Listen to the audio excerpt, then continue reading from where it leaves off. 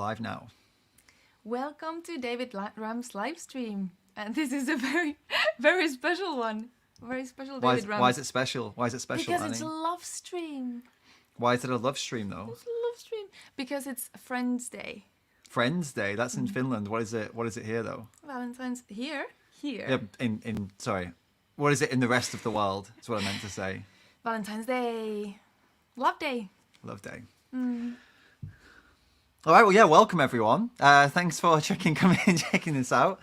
And he's done the first introduction. No one's ever introduced a video on my channel apart from me. You're the first one to do it.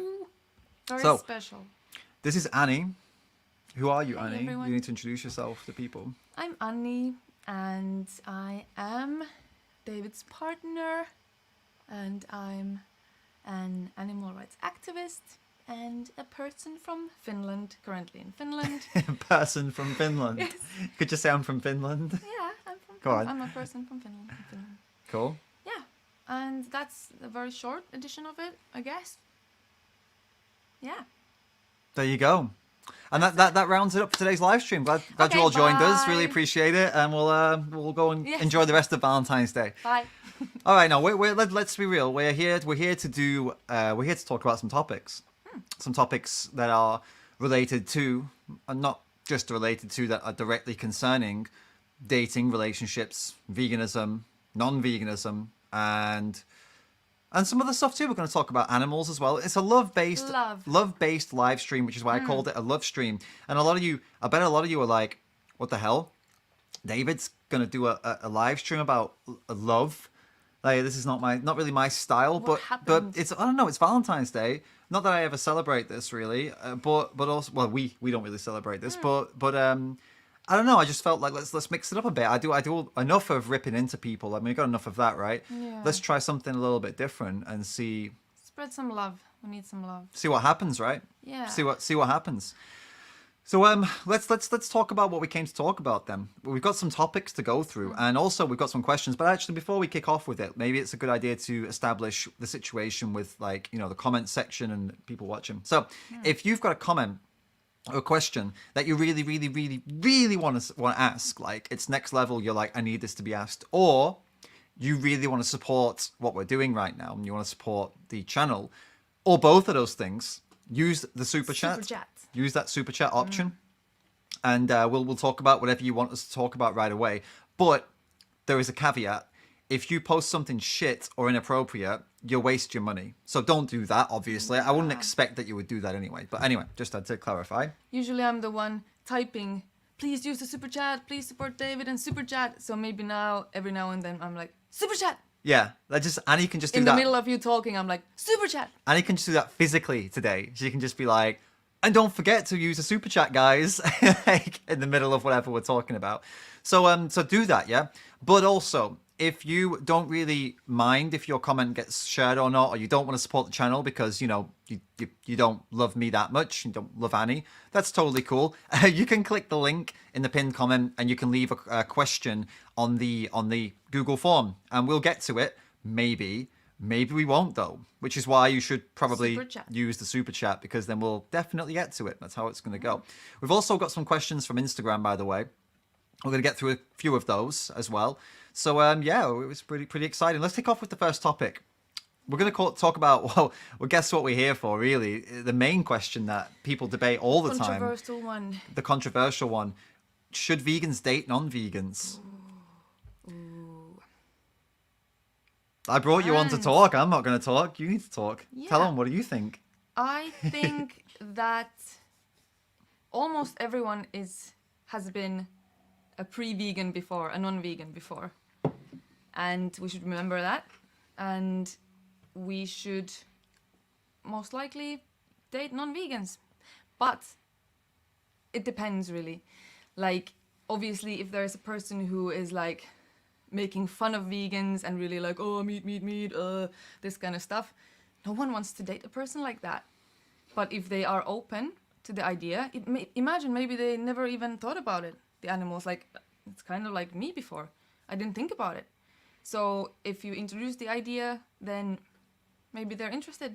Maybe they want to change, and you should help them. What do you think? Someone, and a few people even, said the same thing to me that when I put this question out. They said, if you wouldn't date an abuser of anyone else, like for example, you wouldn't date someone who abuses like humans, you wouldn't date someone who goes out hunting, why would you date someone who isn't vegan? Right? So this is a comment that's come up quite a lot, like a lot from vegans, and some vegans even went as far as saying that they're disgusted that other vegans would say yes, I would date a non-vegan if they find it physically disgusting. To be honest, I used to take the same opinion. I used to have the same opinion. I used to say the same thing. Like, nah. I used to say like, fuck dating on vegans. Like, you should aim for better. But actually, a few comments have popped up that have made me question myself, because I feel like as much as I don't like I feel like the word privilege has been misused so much now that it gets a bad rap. In my head, I hear it and I'm just like, oh God, not again. But in this case, I think it is a good example of like the only vegans who say, oh, I'm going to guess the only vegans that are saying this, like, oh, you should never date a non-vegan, scumbags, are the ones who are surrounded by vegans, right? Or at least the ones who live in a place where there would be other vegans. But some of these people that would date non-vegans, they don't live in the big city or even near a big city. They live in some town somewhere that doesn't even have a vegan restaurant, or even vegan options, and there aren't other vegans. And so then you've got to ask yourself, right? Are you as a vegan saying that some of these people should live a life alone, and never date anyone and just deal with loneliness, or are we saying that in some cases we understand that people should date non-vegans because it's either that or a life of loneliness, right? And maybe the person would go vegan. That's a whole other conversation though. Yeah, for me at least, like in my head, it really matters how the person is. Like if you click otherwise, if you feel attracted for some reason to a person who is eating animal products still, then maybe you vibe otherwise too, and in that case this person would be interested in living accordingly, like to your values. Yeah, we'd hope that. We can get into that in a bit more detail. First of all, we got a super chat from Slightly Crazy Vegan who says, is it okay for me to date Frank Tofano? Maybe you can change him? Honestly, I think Frankie is on his way to being a vegan. I mean, I don't. At the end of the day, that dude. I don't know. I don't know what's going on with him right now. To be honest, I saw Gaines just made a video about him, but I didn't see it. But thanks for the super chat. Yeah. Hey, look. Woohoo. I don't know. There's no right or wrong answer to that. To be honest with you, I don't know if you could change him. Who knows, right? But It's worth that's try, but could you do that? I mean, ugh. And this is kind of like down to the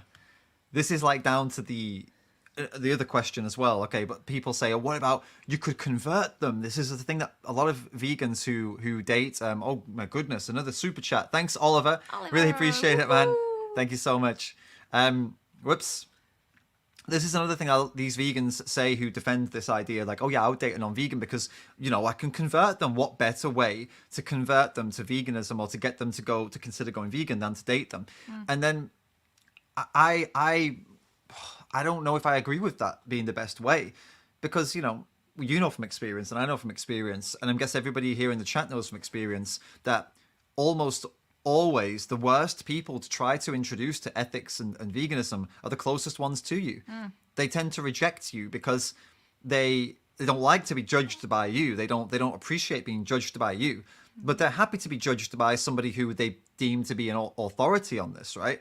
So if you introduce them to Joey Carbstrong, and Joey was super rough and brutal and told them the truth, they'd be like pissed off, right?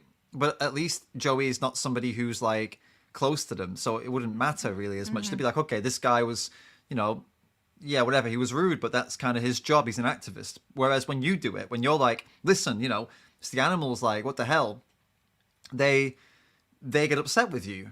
So I from my experience and from all the vegans I've spoken to and all the activists I've spoken to, actually talking to family and friends and partners it's been the worst thing for them because of the how close they are and the pain, and when they don't listen, and the pain when they fight back, and when they talk to the public, it's a lot easier and they tend to have a lot more success. So I don't know if this whole dating thing is is necessarily a good way of doing activism. It's too close to you, and you know.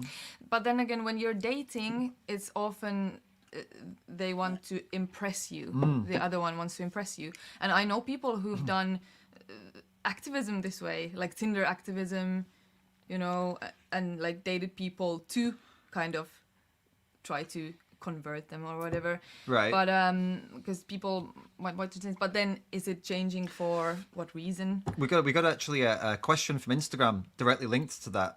It's from Pragna B Naidu. She said, or he said, "Is it okay if my partner turns vegan just because he loves me and not because of any other reason?" And that's kind of what we're talking about right now, isn't it? Like, is it okay? Well, yeah, I mean, it's okay. Of course, it's okay. They you know, Whatever changed, reason, you know. right? But then what about it's not future proof? No. Because if they break up, like, why would that partner continue doing it? Not trying to impress Yeah. them anymore. Yeah. Unless they did, you know, unless they make the ethical connection. That's true, yeah. But then again, it might open their eyes to the topic. Like they maybe go plant-based because of this person, because they want to impress them. But then it's kind of like going plant-based because of health or the environment, and then your eyes open up to the ethics. So, I mean, it's better than them not. If it opens the door to ethics, if it opens that door and they walk through it, then yeah. But if they don't, if they just stay in this route, like, it's like a bad foundation. Like going vegan because going vegan because you want to get someone into bed or keep them in your bed. It's a bad foundation to go vegan because it's based on loose morality. It's based on a loose foundation. Because that foundation could change. It's broken, right? Relationships don't often last. So it's a really bad foundation, just like health. Oh, I've gone vegan for health. And then it's a loose foundation because the health changes, you know, and their mind changes about health. Same with environment. Plant-based anyway. Same with environment, right? And this is the thing with like going plant-based for health or plant-based for the environment. I guess you can't really go vegan for someone then. You have to go, it's plant-based basically, isn't it? You're going plant-based for them.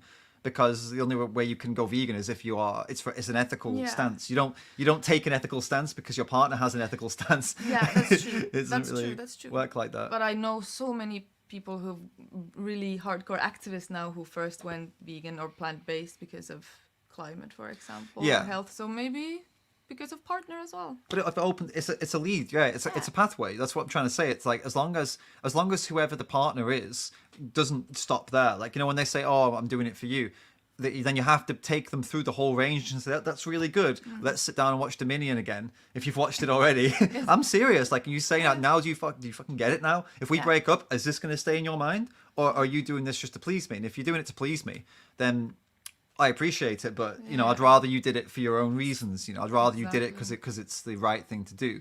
Thank you so much, Andrea. It's a very, very nice super chat. Thank you so much for the support. Really appreciate it. So it's I guess it's the same way as like the health and environment in that they can open the door, but we've still got to get them to walk through it. You can't just leave them at that place of health, environment, or sex, basically, or whatever. If that's the reason they did it, it's not good enough. It doesn't last. No. So if you're doing this kind of Tinder activism or dating activism, then make sure to follow up and do the Dominion. Definitely. Maybe several times. And definitely. And then there's the argument also in that, like, how successful is a relationship going to be that begins with such a core disagreement? Not disagreement, I suppose. They don't know if they disagree or not, but such a core difference in core beliefs. It's kind of like if you take like let's use an example of like a really like a movement that's just become very, very popular, like BLM. Imagine a BLM activist who meets someone who is they're not necessarily against BLM, right? But let's say they are a racist, and even if they don't know they're a racist, imagine they, you know, because a lot of non-vegans, they don't actually understand that they're abusing animals. Like they kind of, you know what I mean? So if somebody didn't really know they were a racist, but they were being a racist, do you think that BLM activist would start dating them? And you know, especially if they were actually a person of color or like an ethnic minority, I'd say probably not, right?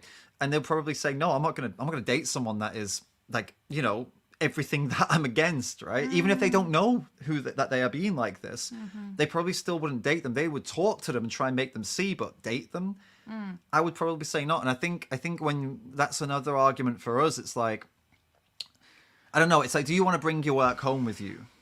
You know, because this is what you're doing. You're bringing it to your home. Yeah. It's work. It's activism is not easy. It's hard work. Do you want that in your No. home every day with And somebody? yeah, and it's such an important topic to all of us, and we obviously care so much, and we care for the animals, and it's a big topic, and it's frustrating when family doesn't understand, friends don't understand, and if you are dating someone who also doesn't understand, that's yeah. It's taking your work home. Like I said, it's like you Yeah. go out to a Cube of Truth, or you go out and do a protest, and you get home. Your partner's like, "Hey, what have you been up to?" Like, "Oh yeah, I've been protesting against people like you."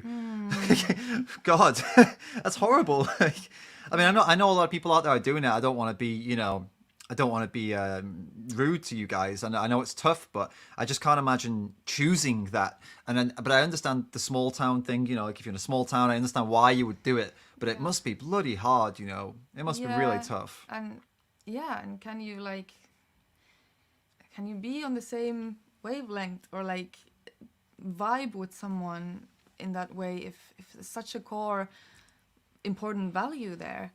I'd say And probably not. yeah, especially if you're dedicating your time to activism, and it's then if your partner doesn't understand it, I don't know.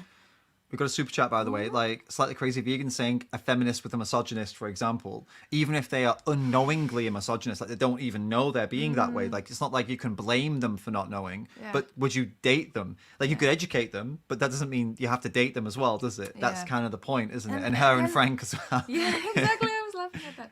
Yeah, exactly. And then you just don't vibe, I guess, because like, I don't know. I don't know. It's rough. And I also, there's a great question here I want to bring up that another Instagram user asked, AskVR asked, what if someone becomes vegan after marriage and their partner doesn't? I actually know of someone who's in that situation, the Grumpy Vegan Granddad. If you guys, Dan, his name is, he runs a YouTube channel as well. He came onto my channel to discuss this because that is literally his exact situation. He is a vegan. He's doing activism related content, He's doing lots of vegan activism, animal rights activism content, and his entire family is not vegan. He's the only Yeah. one, and that and his wife, his kids. Yeah, I remember when he was on your live stream. It was talking about emotional. this. It was Yeah. really emotional. Yeah. I really felt for him, Yeah. and he has to deal with that.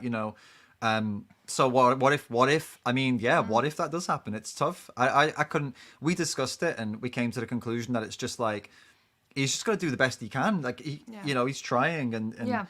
this is the thing. The family doesn't really listen. Yeah, I think it's a lot about communication, but of course that is not necessarily enough if the family doesn't listen and doesn't care or somehow doesn't see the importance.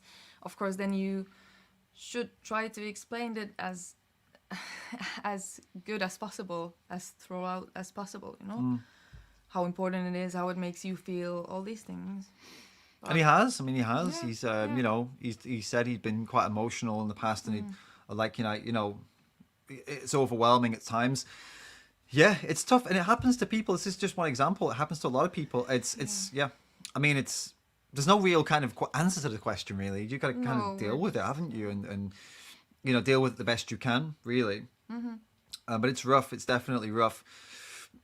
But it's a situation I think many people find themselves in, not only with marriage but also with partnerships, relationships. They get with somebody and then they go vegan, and the other one maybe doesn't or doesn't want to, and that is another big question. And we had a lot of people ask this question again on Instagram.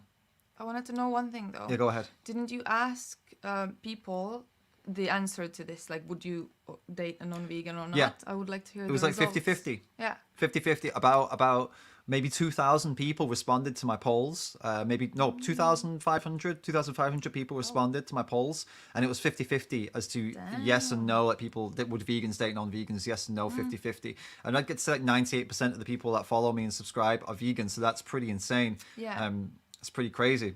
Yeah. I was really surprised about And that, a lot actually. of harsh comments on like the side of like, why would you date a non-vegan? Oh yeah. The people who said yes were the nicer ones. They were kind of like, well, I'd try and reach out to them, I'd try and outreach, I'd try and work with them, I'd try and show them the way. The ones who said no were like, who are these plant-based hypocrites? Like, this is disgusting. Would you date a child abuser? Someone said. It's like, wow, okay. But as I said, I am empathetic to both sides. Same here. But I understand. definitely lean towards the ones who say no. But then the ones who say no should also consider and think that, okay, not everyone is in a privileged position, as you probably are, to date only vegans. And not everybody, again, is in a privileged position to be able to handle life alone. A lot of people can't handle being alone. One of these people's right here. I don't do well on my own. In general, not just like partnership wise. I mean, in general, I'm just not good on my own. I get lost in my own thoughts. I get bloody silly, anxious thoughts and stuff. I need people around me to help me through that, right? And if that's, you know, it's a privilege to not be like that. Like if you're someone who's totally cool in your own company, you don't need a partner. You know, unless they're vegan. Awesome, but you can't just apply that same thing to everybody and expect everybody to be like you. It's not cool, you know. It is, Yeah, exactly. I agree. Let's I had a good question related to this. I'm just trying to find it right now. Like for example, look at this question. This is from Beachy-ish. How can we beat the inevitable loneliness of not being able to date someone vegan? I mean, this is a real question. This is not like a troll or something. This is a real person. So, you know, it's not like I'm making this up that some people can't handle being alone. Yeah. Some people can't handle being alone. Like, and it's really serious. And they can't find a vegan, but they don't want to be alone. What do we tell them? Okay, suck it up. Just suck it up. Be depressed and anxious and you know, have a horrible life. No, come on. Of course not. I think what you would recommend firstly is to try to find someone online. Maybe find company online first. So we're going to talk about how to find vegans, right? Yeah. I mean, let's talk about that then. Actually, like how do we find other vegans to date, right? Because that came up a lot, by the way. A lot of people ask that exact same question, and for me, there's a very simple answer. And I think most of the vegan couples that I've come across and have met through the exact same way. What do you think I'm talking about? Tinder. No, what the hell? Which? Sorry, I was looking at the comment. I just heard like. How many? What? In your experience, vegans who are together, what is the most common reason they've met? Vegans who are together. Okay, fine. Activism. Yeah. Yeah. Absolutely, activism. Like every time, almost every time. So that's what you got to do. Like it's you might be thinking like this is a ploy. This is just a ploy to get more vegans to do activism. It actually isn't. Like what better place to meet other vegans than somewhere where you're all passionately standing for the same thing, Doing something that you're passionate about. Yeah. Right, and it's impressive too. Like you see like boys and girls, men and women out there doing something that they love passionately. You know, they love the animals. They're fighting for the animals. I mean, how much more attractive are you going to find someone than that moment? It's not going to get any more attractive than that, is it? You know what I mean? Yeah. Like you go to an event and you see your potential future partner with a megaphone, like shouting. You're like, wow, that's like, you know, you get excited. You're like, shit, I want to meet that person. It's a great place to meet people. And I'd say that's like, you know, not always with the megaphone. It can be just someone's like holding the laptop and, you know, in the cube of truth, take Or the just mask off, doing and you're like, anything for the cause, you know? know? Oh Or just my looking goodness. at the eyes first. Yeah, exactly. And I'm not saying these places are places to go like, you know, being some kind of predator or some shit. But what I'm saying is like the more time you spend at these kinds of events, the more you're going to meet people just like you, and you'll form relationships. They'll start as friends. You'll start just being friends with these people. And then, you know, some people are going to stand out and to you more than others, and you'll stand out to them as well. Like it works both ways. Yeah. And then you'll end up meeting people. And as I said, what better place to meet like-minded people than when you're doing something for the animals passionately, right? So activism is definitely the way. What kind of what events do you think? Like, what are we talking about here? Where people tend to meet, and or what kind of activism can people do if they want to get into it and What kind of meet people, activism? communities, start to build not just relationships like this. I mean, like relationships, Friends? friendships, like all these Yeah. things. Yeah. How do they do it? You find the local groups, whatever they might be. Mainly you go to Facebook, you search. Often there might be some kind of outreach organization, maybe AV or something else. That's a very good place to find like-minded people, obviously.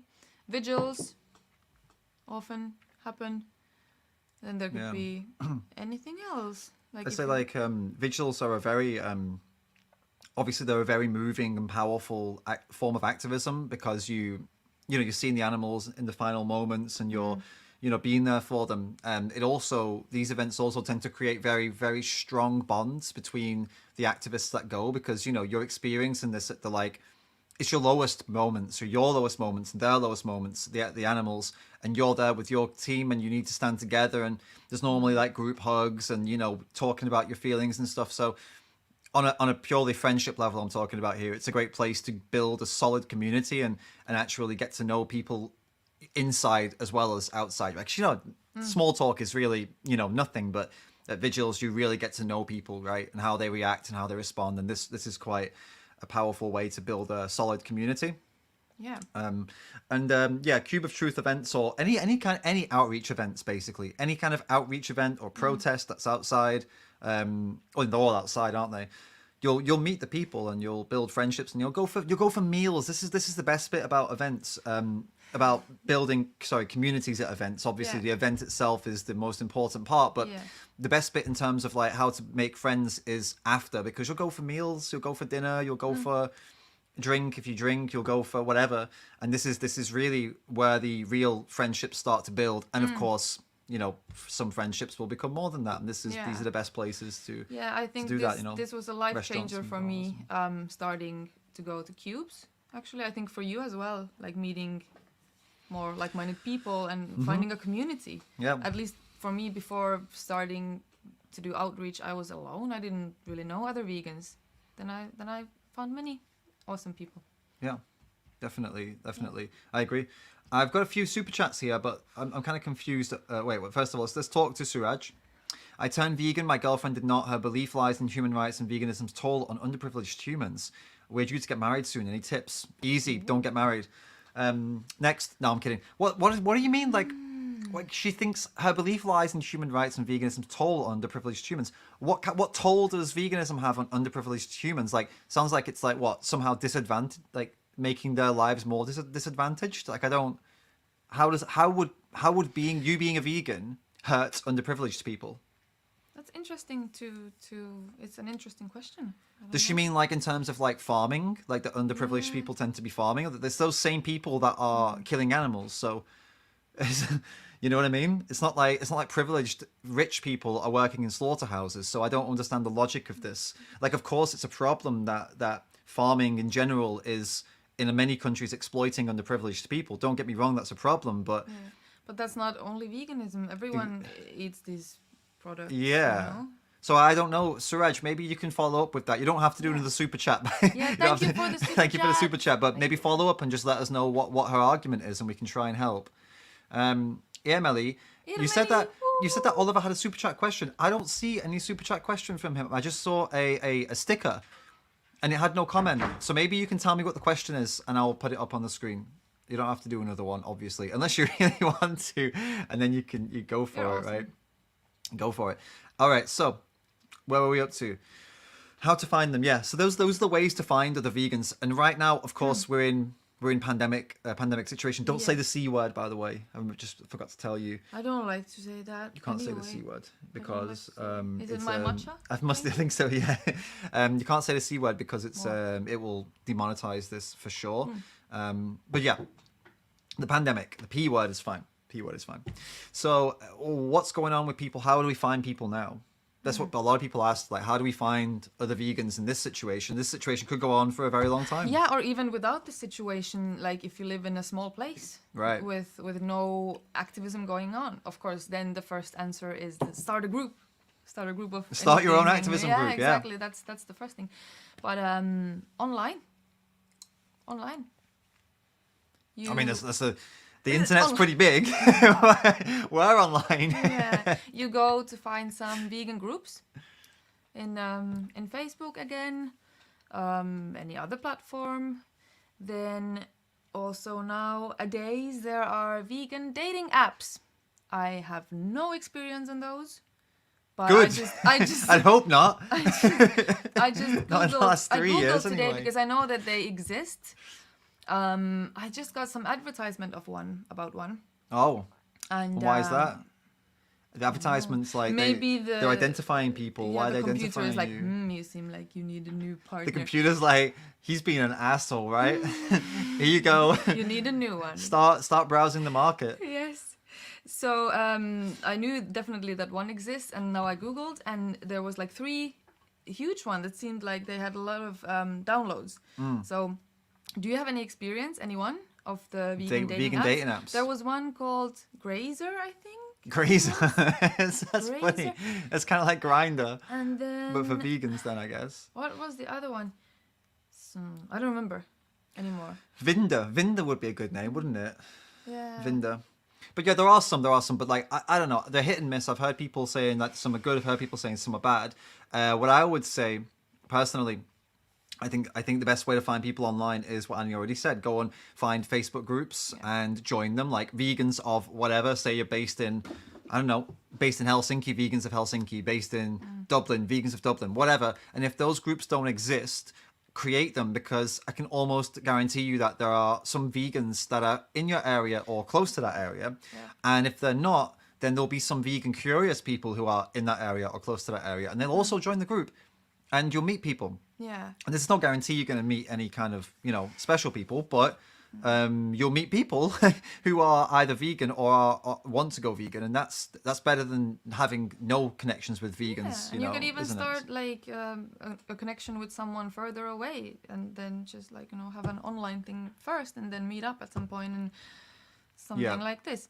Veglu. Yeah, Vegli. People saying Vegli is buggy, and they're saying Graze is not very good as well. So this is what I mean. These apps are hit and miss, right? And I guess they're new as well, somewhat. They're pretty new. So we've got a question, by the way. Oliver asked this question, which is, you know what?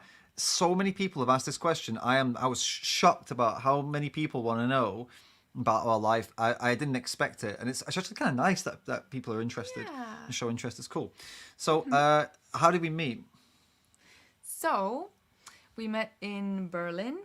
There was a lot of activism going on. So activists from different cities, different places came together for these events. And I used to live in Berlin, but at that time I didn't have my own place. But my very good friend Dennis had quite a big flat. Big up Dennis. Dennis is an awesome guy. Anyway, he had a big flat then. And then I asked, could a couple of people come to stay? And he's like, yeah, sure. So it ended up being a lot of people staying, a lot of activists, awesome people staying there at Dennis's place. And I didn't know David back then, but we had a mutual friend who then asked Dennis, could David also come? And Dennis actually knew you already from social media. Yeah. From when you were Skinny Vegan Fitness. Obviously, Well, he knew who me. doesn't? Clearly, he knew me from Dennis social was like, media. Come on. Yay, let's have Skinny Vegan Fitness here as well. So David came, and we spent a lot of time together as a group, and it started from that. Then we had a couple of workshops together. I was traveling back then doing activism on the road with another very good friend, Siobhan, and we were heading to Czech Republic from there, and David joined. We did some workshops and an awesome sanctuary, animal sanctuary. Mm-hmm. And it just started. And some investigations and rescues also. A lot of intense stuff together, straight up, and just, quite soon it was 24/7 being together, basically. Yeah. And there's been 3 long years of that. Almost 3, but not quite. It feels longer. Yeah. So that's it. And a lot of people have been asking, were you both vegan when you met? And that the answer is obviously yes. And a few people ask, who convinced who to go vegan and stuff like that? And it's like, no, we were fortunate to meet. Very fortunate. I never actually expected this to happen, that I would find such a person like you. Oh my goodness. It was the feeling. Stop getting gushy. I got the feeling from you. Stop getting gushy. It's not even that you're good looking. Oh my god. That didn't like get to me, but just your character. You're so funny, and just mainly the vibe I got from you. I know this is like a love stream, but this I wasn't. This is not what they came here for. I can't. I'm not going along with this. It's too much. Fine. It's too much. Okay. I can't handle it. I'm not good with compliments. You know that. and you're doing it to me live in front of everybody. That's really unfair. Yeah. It's really unfair. But there you go. There's the answer. But I feel bad now. I should say something nice about you. Otherwise, it feels like it's like one-sided, and people are going to be like, "David's such an abuser.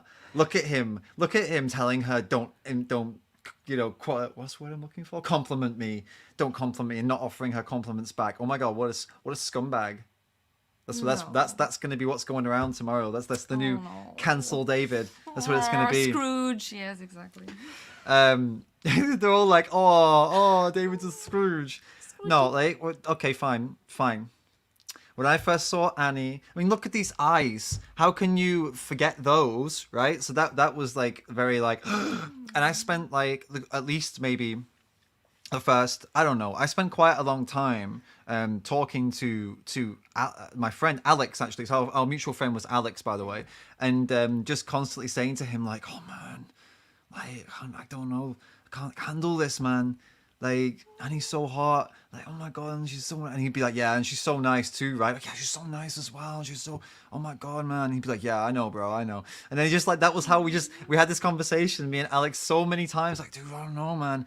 What the hell am I gonna do, man? Like, I can't. God, man. And he was like, "Yeah, dude, I know you. I know what you're saying, man." But just, I think he got sick of it at one point, and he was just kind of like, "All right, man, calm down now. Like, you said it about 10 times already in the past like hour, so can you stop?" So, yeah. Aww. There you go. Story. You don't know that story. I've never told you that before. No. There you go. It took you coming on a live stream with an audience for me to say that. Social pressure. I had so much pressure to say something nice. It's very sweet. Thank you. I'm also very bad with compliments. I get like, yeah. We're both bad with compliments, and we both did it live in front of 73 people. Awesome. Oliver says love is in the air. It's a great time for that super chat. Thanks, bro. Really appreciate that. Is this what we came here for? My goodness. What's next?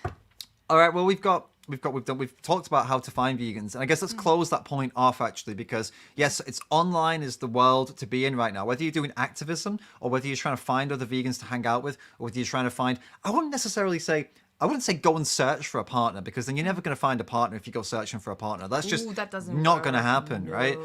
Because then you come off as desperate, right?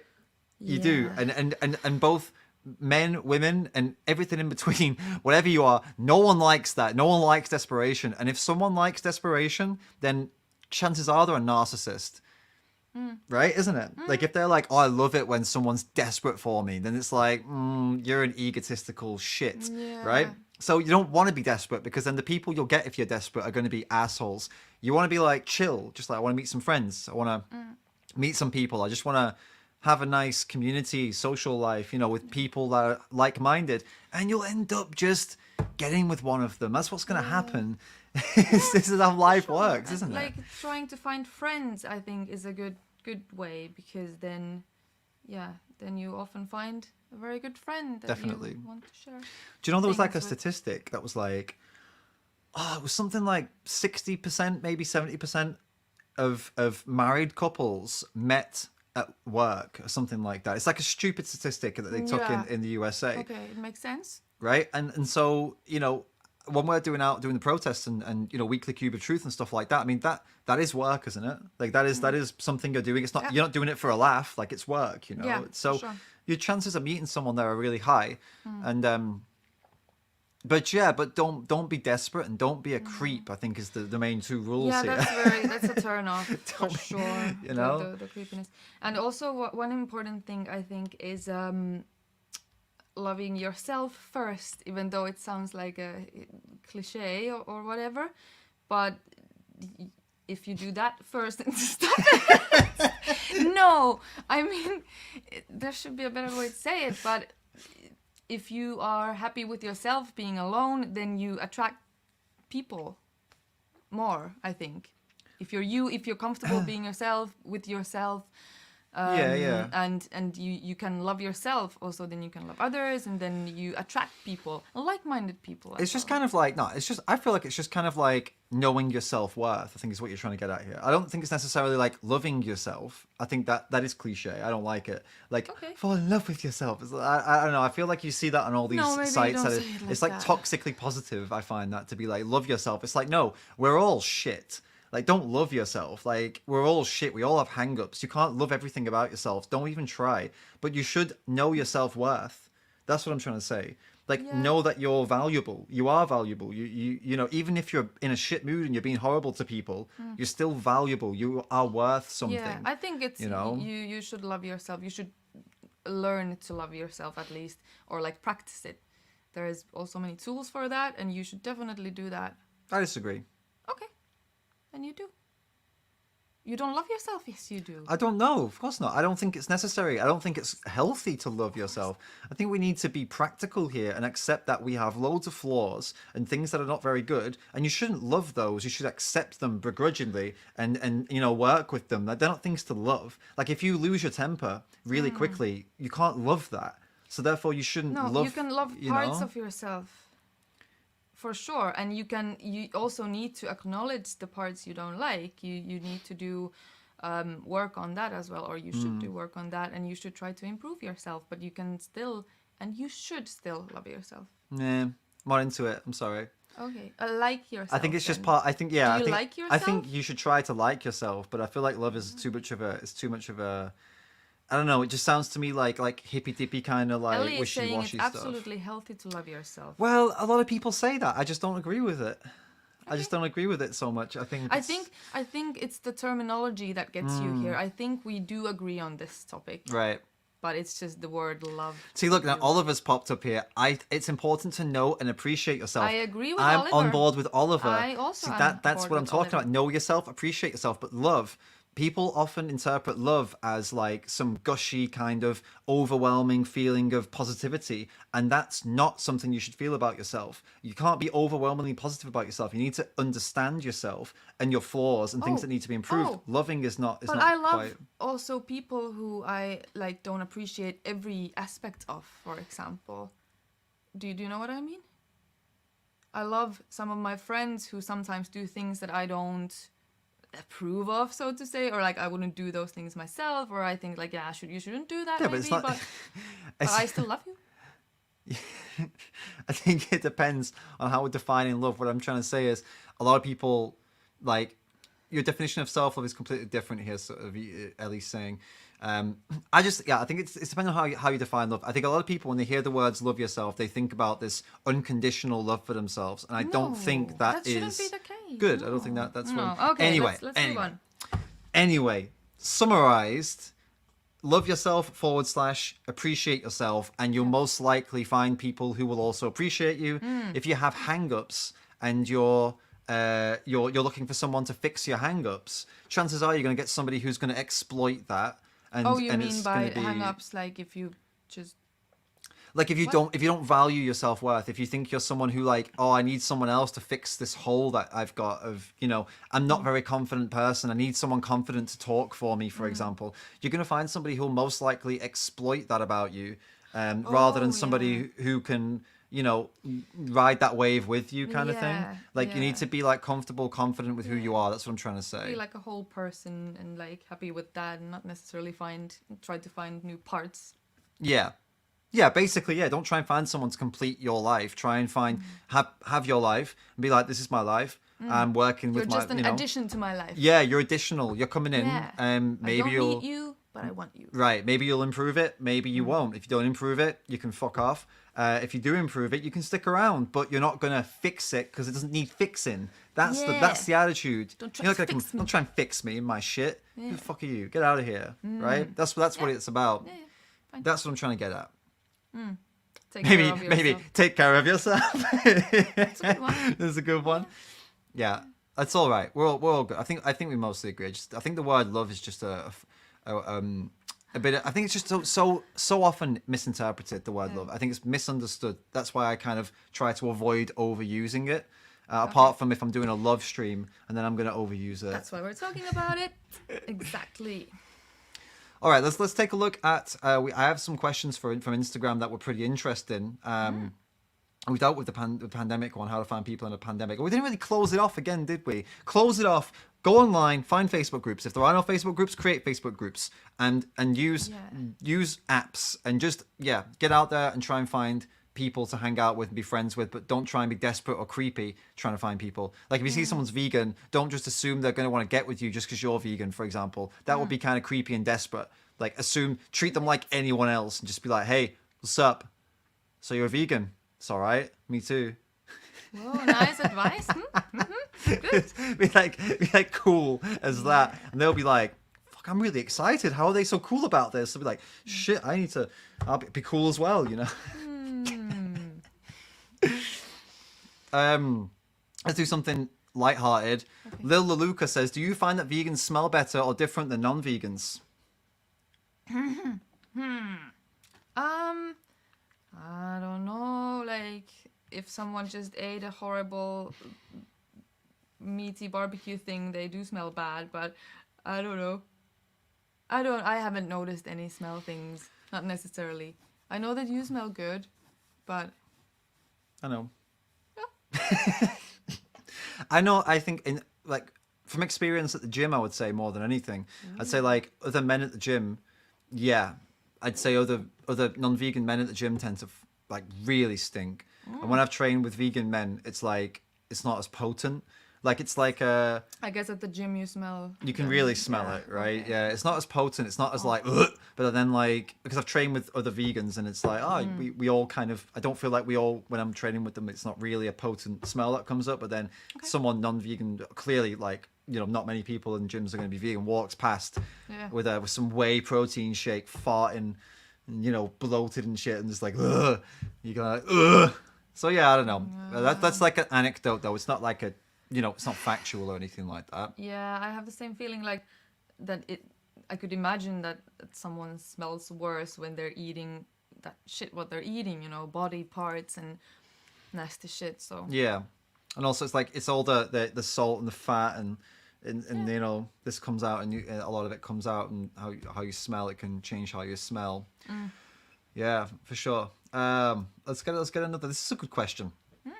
Jessica asked, how do you get your partner involved in activism when they don't want to, and they kind of don't want to? I mean, you cannot force anyone to do anything. Like, you should then try to maybe find... It kind of depends on the situation. Like, if you're talking about you want to take your partner to a vigil, and they refuse to go, or if you're trying to take someone to an outreach event, they don't want to go... then you should find out why, maybe. Like, if it's the vigil thing, I know that many people don't want to go to vigils because it's sad. It's especially if they haven't been to one yet. It's you think like, why would I go there? It's just sad. The animals are there. It's not going to make me feel good and all these things. So then you can try to work on that. You can try to explain why go there. What are the reasons to do that, and say that we can go together, and I would really love you to go, and you should at least try to experience that. So you can try. You cannot force anyone, obviously. But yeah, same thing with the outreach, for example. It's not everyone wants to do that, speak to strangers about veganism or the animals. You can again try to speak them to it, but and you can maybe, if it's an event like Cube or whatever where people stand with masks, then you can try to talk to them to come to do that, just standing. Yeah, it's a good way. Yeah. Emily says Oliver is doing a lot of online activism compared to me, which is that's awesome. It's new vegan as well, right? Yes, I know. Guys, for those who don't know, like Oliver's a new vegan. Yeah. So that's awesome. pretty. It's not pretty awesome. It is awesome. It's very awesome. It's amazing. Thank you so much for the super chat, Emily, as well. Thank you. Yeah, totally. I think I get the banner back up. There it is. I think I've heard stories about this, and I agree with you. You can't force people to do it. I think I've got kind of like a sneaky way of doing it. You can say, hey, let's let's go to town. Let's go and hang out. Let's go shopping. And then, there's a cube of truth or whatever is happening. And oh look, this it's my friends from activism. Why don't you come meet them? Bring them over, introduce them. Maybe they won't join in that day, but at least then they're going to feel it. And maybe you say, hey, could you just hang out for a little bit? I'm gonna join in with the guys and do some work. Is that all right? You can maybe just go sit down there and watch. Then they'll see it. Get an introduction. Yeah, they'll get comfortable with it. Yeah. I think a visual is definitely like a dropping in at the deep end, really. It's very, very sad and emotional. Maybe that's not like the best intro to... Like, for example, my first activism ever was so traumatic for me that I didn't want to do it ever again. So, you've got to be careful about what you're taking people to. Mine was actually my mum took me when I was maybe 12, 13 to a protest against vivisection. And people driving by were not supportive. They were screaming, get a job, you fucking losers, and throwing shit at us. The people who worked in the place were coming out periodically and shouting abuse at us. I hated it. I was like, this is the most horrible thing I've ever done. Like, what the hell? And I didn't feel like we were changing anything. I just got this horrible impression. The second activism event I ever did was in Barcelona when the group there that I went to work with, they took a coffin made out of cardboard, filled it with stuffed animal toys, covered it in fake blood, and held a funeral for them in the middle of the city centre of Barcelona. So for me, like, I understand the logic behind doing something like this, but for me as somebody who in that moment didn't understand why the hell this was happening, I was like, vegans are insane. I'm vegan, but I'm not hanging out with these people anymore, right? I thought they were weirdos, and they seemed like nice people, don't get me wrong, but the fact that they believed that this was good, I was like, this is crazy. I just didn't vibe it at all. Now, in hindsight, I look back and I'm like, I can understand why they did that. I get it. I understand the disruptions. I understand why these types of events are held. I understand that it seems crazy, but it catches attention, and people look. But anyway, at that point, I didn't do activism for quite a long time because of that. So be careful with bringing your partner to these events because bring them to one that could be deemed a little bit more, let's say, like normie, right? A disruption, maybe not the best idea. No, not for starters. Usually not, unless the person is really like. Unless they're like, do some activism, then maybe a disruption's great. I'd say the most chill, in terms of like what normal people would find to be acceptable would be outreach, because you're not doing anything crazy. You're just literally talking to people in the street, and people do that all the time, right? Yeah. So that would be the most normal one to do. I'd say like the vigil would be like the next kind of less normal. And I'd say like a disruptive event, like some kind of, I don't know, protest or some kind of disruption where they're going into a McDonald's and shouting, for example. That would probably be after they've been introduced to everything else, depending on the person. I'm just saying that would be like the least normal, normal. I'm saying normal, you know what I mean, right? I don't need to keep explaining myself. In the eyes of the public, that would be the least normal one. Yeah, and now we were talking only about these actual like physical activisms, but there are so many other things you can do online to start with, and it's very powerful, very important. Yeah, like online stuff like posting and stuff. Yeah, so many things. Comment sections. Resharing posts, making art, many things. There's loads of stuff you can do. Exactly. And you know what, even on my channel, I think I need to make more of an effort in telling you guys this. Like, I get so many comments across my YouTube and my Instagram, and I do not have time to respond to them. I literally don't have the time, and you know what, I don't have the energy. It's so time consuming, and also so it really saps up my energy to have conversations with people. And sometimes I don't want to start a conversation because I don't have time to follow up on it, right? So I find myself in this position quite a lot. So, and I know that people like Ed, for example, people like Joey, and loads of other activists who are currently focused on online work, I think we're all in the same position, really. Like, so please, if you're not doing any online work, if you're not posting, you're not in a position like this, then that is a great way for you to do activism. Just go onto my most popular videos where I've got like 2,000 or 3,000 comments, and about 10% of them have responses from somebody. you know, There's a lot of there's ways to do stuff. so many to respond Yeah. to. So And then also the challenge 22, they want mentors all the time, or how That's do true. you call that? yeah, mentors, yeah, Mentors, yeah. mentors. I saw, by the way, Suraj answered. Oh, the, Suraj followed up, did he? Yeah. Is it he do? I guess. It was Where is he? just- Oh wait, was was it there? also- Yeah. Aha, following up on my earlier question. Okay, so Suraj is about to marry this woman who is against veganism. Following up on my earlier question, her concerns are, example, cashew farming in India is quite oppressive and women work in inhumane conditions to meet rising demands. All right, so don't eat cashews and Yeah. don't drink cashew milk. Yeah. Like, cashew milk isn't a vegan thing. There are people who are lactose intolerant who drink cashew milk. Yeah, and there's so many other milks. Yeah. Like cashew milk. But yeah, the cashew production, how do you call it, farming? Yeah, it's horrible though. What happens? Yeah, But yeah, that's bad. it has nothing to do with veganism though. No, nothing at all. It's a completely separate. Like, going vegan is the baseline of what you can do to be more ethical regarding the non-human animals, right? But that's not like, it's not just like, oh, I go vegan, so everything is good. Everything from now is good if it's as long as it's vegan. That's not how it works. There are loads of vegan products, like just plant-based items or whatever, items that don't involve animal exploitation, that do involve human exploitation. You know, I would go ahead and say, like, it has nothing to do with veganism, but it makes you kind of a piece of shit if you continue to purchase things that you know are hurting humans.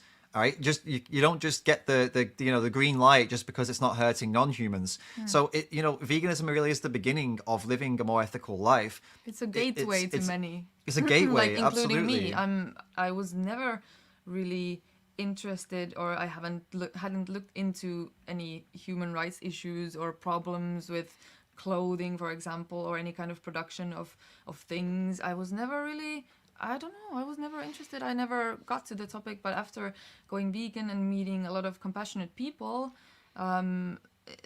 whole new other worlds also opened up. Yeah, I had it with. I'll take that down from the screen now, but because I got your answer. But I had it with. I think during a Cube of Truth, somebody said to me, "Hey, where did you buy your clothes from?" I was like, at the time, I was like, "Oh, I don't know, Pull and Bear, I think, or Primark or something like that." And they were like, "Well, that's like, it's basically like slave labor. It's fast fashion. Do you know what you're contributing to?" And I said, "Yeah, but that's got nothing to do with veganism." But Yeah. I understand your point, though. And I was like, this person was right. They guilt tripped me. They were like, it didn't derail they were trying to derail the conversation, right? They were just trying to be a bit of a dick, to try and get me on something, catch me out. But even though the conversation went on and it was okay, we came to an agreement and understanding, and about veganism, it stuck with me. I was like, they're right. Like, they're right. And what led me to that thought was talking about veganism. Right? Yeah. Somebody called me out and said, well, you believe oppression and harming others is wrong. Well, why are you buying fast fashion then? And then it's like, and then what's the next argument? Well, it's cheap. Well, so are charity shops and second-hand shops. So what's your excuse? Now, if you go to like multiple charity shops and second-hand shops and you can't find your size, or you can't find anything that, that you need, then you have more of an argument to buy something from like, a fast fashion. But if you're not making any effort at all, then is that not when you're living unethically whilst trying to tell other people to live more ethically? It's kind of, it doesn't make much sense. Yeah, that's often how like non-vegans get you. If like, okay, There's a don't care hypocrisy about- there. yeah, exactly. There's a hypocrisy there, because we go and tell someone like, hey, you're a feminist. Well, why don't you care about the bodies of female cows, right? And we call out the hypocrisy that's an inconsistency. They flip it back on us. They say, well, you care about the animals. That's why, because they're vulnerable, right? Because they can't fight for themselves. What about these little kids in Bangladesh that are sewing up your jeans? Yeah. They're vulnerable. They can't defend themselves. They're forced into labor. Yes, okay, they have a voice with a language that we can understand, which definitely separates them from non-humans, but they're still vulnerable. It's different, but they cannot do much about They can't their do much about it. situation, No, they can so- do more than a non-human, but they're still at the hands of the oppressor, which is in this case the rich Westerners who want fucking £2 jeans from Primark. Yeah. It's bullshit. So I think, anyway, let's like summarize, kind of conclude on that point that he was asking. That's kind of the response to go back to, I would say, to your future wife, man, Suraj, is that, being vegan is the beginning of living a more, I would say, the absolute baseline of living more ethically in general, but it specifically concerns the non-human animals. But that's not that, and that's where veganism ends, I believe. But in terms of learning about how to live more ethically in general, veganism is oftentimes a gateway for people to start learning about, okay, I'm thinking about what I'm buying a lot more now, and how does it impact not only the non-humans, but how does it impact the humans? It's a really good way actually into that. And if you're not living that way, I would strongly suggest you do as a vegan. Yeah. It only strengthens your position when you're trying to ask people to stop exploiting animals. And also, it helps humans. I mean, I don't hate humans here, you know, but it's a win-win, isn't it? I think. I've ranted on. I ranted on for a while there. Do you have anything to add to that point? No, I agree. All right, cool. Let's take a look at if we've got any other questions, or we can move on to our next topic maybe after we've taken a look. If any of these like are relevant to what we just. I mean, we've got a few we've already answered, haven't we? We've already answered kind of like, you know, about dating non-vegan, stuff like that. Can a relationship be successful? We've covered that really. Yeah. Yeah. We've talked about, okay. Yeah, what about, we'll go for this. So what about if like the partner agrees with veganism but shrugs it off kind of thing, like, well, you know, dairy or meat, it's we need it, you know, they shrug it off like they it's just the way it is kind of thing. Like how would someone deal with that as like a vegan who the partner's saying, yeah, I get it, I'm just, but you know, whatever. That's so rough, that they you don't know? care. I guess that's what they're saying. Or saying other reasons, because then they haven't understood it correctly. If they're saying, oh, convenient, okay, Yeah. there is convenient, I don't really care. Yeah, kind of like, well, it's easy, you know. Well, then it's like, then it comes to the point, like, do you vibe enough with this person? Like, is it enough for you that you're with someone who doesn't care? I guess it just comes to that. Yeah. That sounds like a well, either they're being like that because they're stubborn, or they're being like that because they're just like, I don't know, it's most likely because they're stubborn, unless they're an not evil's not the right word, but if they're like, if they genuinely, there's not many people out there who genuinely don't give a shit, right? But these people are out there, and avoid them like the plague. These are dangerous people. I honestly believe that they're dangerous to society. They're people that you don't want to really be around, but I think they're few and far between. I'd say in this case, this individual is most likely just saying that because they want to get off the hook. And it's up to you as to whether you want to continue to work with them to get them to the point where like they live according to their values, or you ditch them because you're like, that's too much work for me, and they can be someone else's problem. It's not, I don't want to bring my work home with me. Like, go to a dairy farm together and introduce them to the animals. Yeah. And talk about it and explain what's going on. And if they still don't care, or try to kind of what's the word? Try to Change. still Change. don't want to change. Yeah. Then I don't know. So be it. Life's too short to waste your time with people who don't want to understand what's important to you, and don't want to understand core things about the world that they can change. Like if Annie came over to me tomorrow and said, hey, I've just found out about the chocolate powder we've been using for our chocolate oat milks, right? And it comes from, you know, some kind of slavery in somewhere else where they grow cocoa beans. The first thought in my mind wouldn't be, but I like it. The first thought in my mind would be, well, all right, we'll buy something else then. What can we we'll do deal to with change it, right? Yeah. If you're with somebody who's not like that, and they don't want to hear what you have to say, and they don't believe you, or they don't want to respect you, what the fuck are you doing with that person? Do you know what I mean? Like, it's not a healthy relationship. No, it's not. No. And also, what I thought of now is that you should also introduce the person to the alternatives and show the other way, kind of show how easy it is to live without dairy. To them, it might seem like a big deal because, well, dairy is in so many things, but you can show all the alternatives and stuff like this, you know, to make it easier. Of course, that's not the reason to do it, not to drink milk, or dairy, but it's still something, you know, to show that there's all of this. You can see how you can just, it's up to you to decide how much of an effort you want to make, basically. You don't want to overdo it and, you know, spend a load of time with someone who isn't getting it or doesn't want to get it. But yeah, it's really individual. It's down to you. You've got a few ideas now how to deal with it. So And there's a question: how long could it? This is from Good Laug Anna. How long can it take for someone to transition to vegan? This is I think I'm gonna have to get into this with James Aspie actually, because he recently on put Thursday. yeah, I have a live stream. By the way, guys, live stream. James Aspie's coming here on Thursday for a live stream, so come to that. But he's put out a video where I believe that I've not watched it yet. I need to watch it. Where he's been talking about promoting baby steps, actually, believe it or not. So I want to get into that with him. But where I stand right now, and where I've stood for a very long time, is that it takes it. It doesn't take time. Like it's you have to. If you know what you're doing, you understand what you need to do. You've researched. You've got your, support system. You understand the nutrition. You're not going to make yourself sick by just taking out the animal products and eating rice. If you actually understand what you need to eat and you're ready to go, then you just do it like immediately. It's not something that you need to, first week I'm going to take this out and put this in. Second week, it's like, no, you can do it one day to another, because it's not something that is up for debate. It's literally life and death, so it needs to be done immediately. Of course, and we should encourage to that. Yeah. Yeah.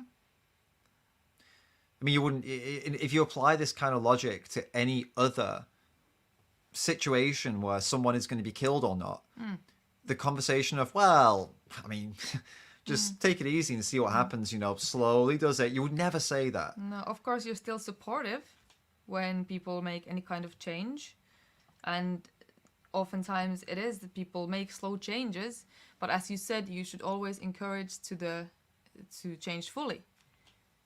You say that always. You're like, what is your response if someone would say to you that I just ditched the milk in my tea, but I'm still eating eggs or whatever, that kind of stuff. You say that. What do you say then? Then you're like, well, if someone's like, oh, I just ditched the milk in my tea, but I'm still eating everything else, and you say, well, that's what was the reason you ditched the milk from your tea? What inspired you to do that? Well, I care about animals. Well, if you care about animals, what's stopping you from going vegan? It's not. I don't think we should be celebrating when someone says something that they did's arbitrary. I took the milk out of my tea. For them, they see it as this huge deal. For the animals, it's not a huge deal.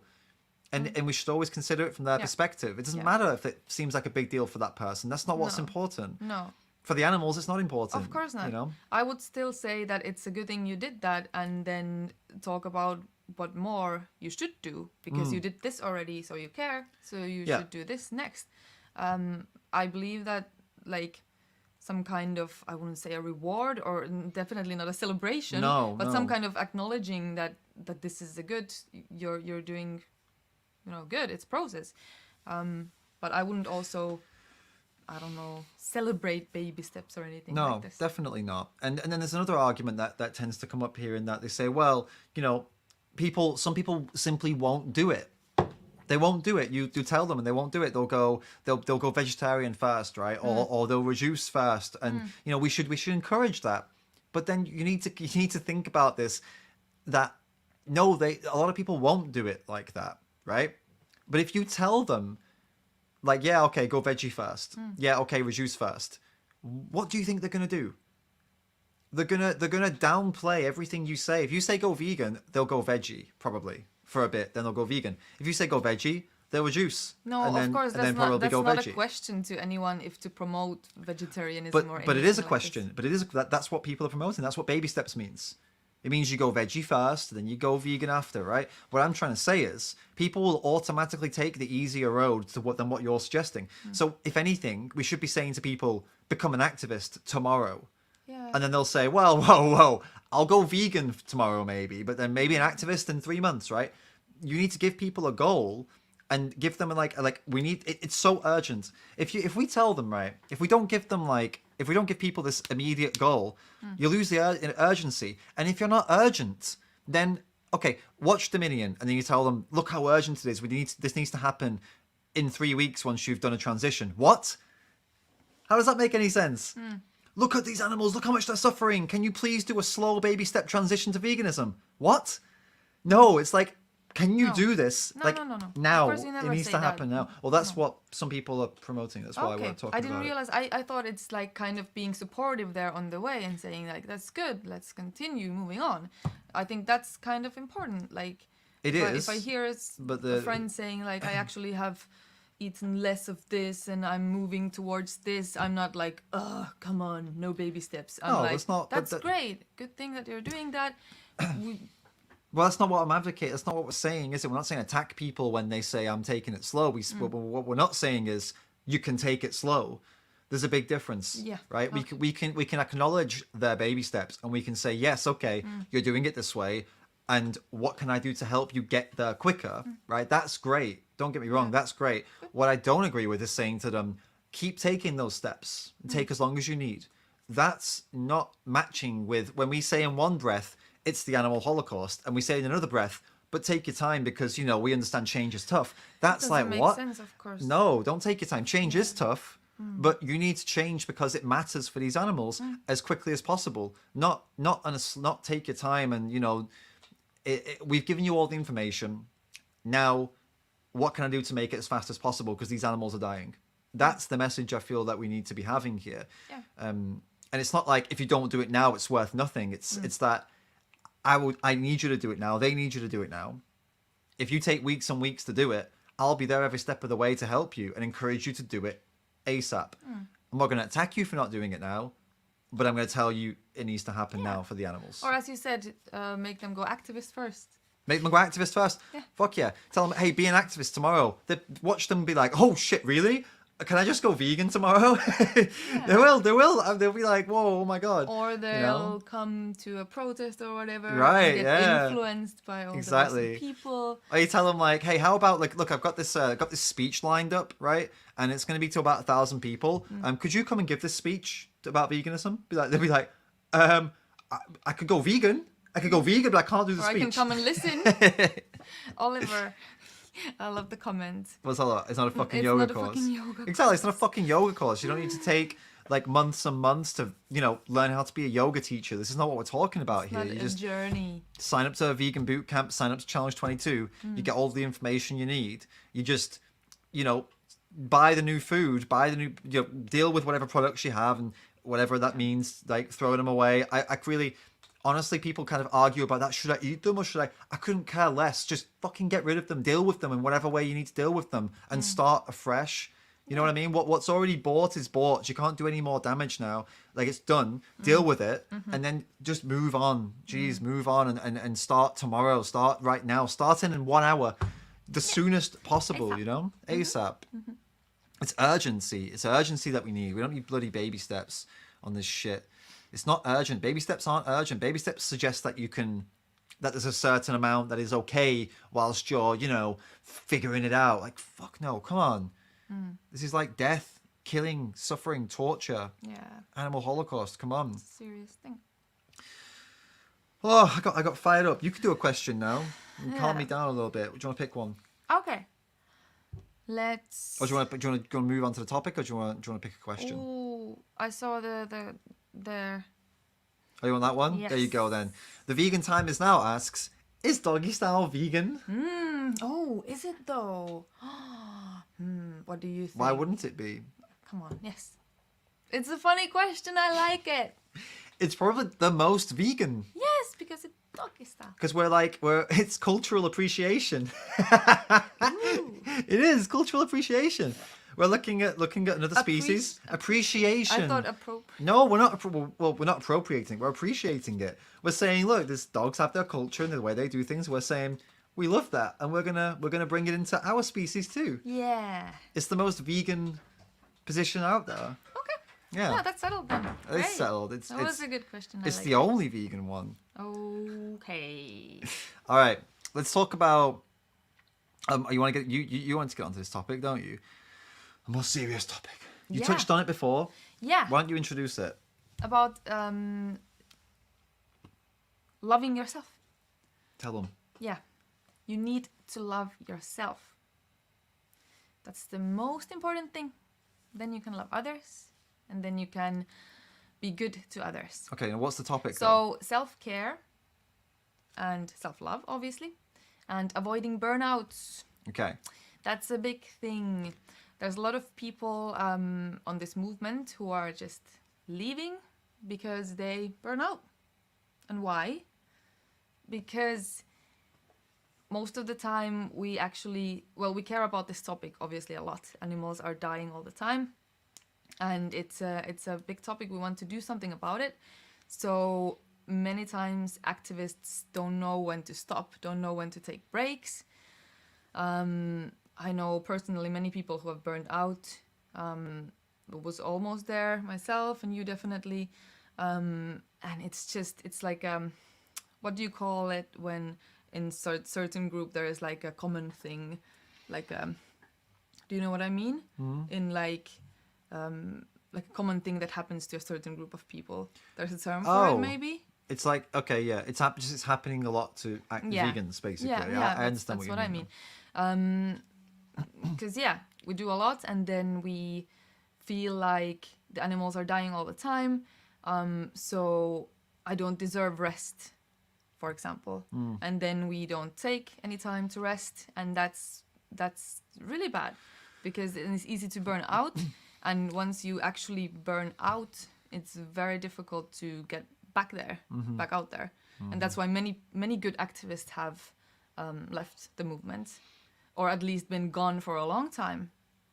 Yeah, it's rough. It's rough because it's also especially rough if you're someone who is like public facing.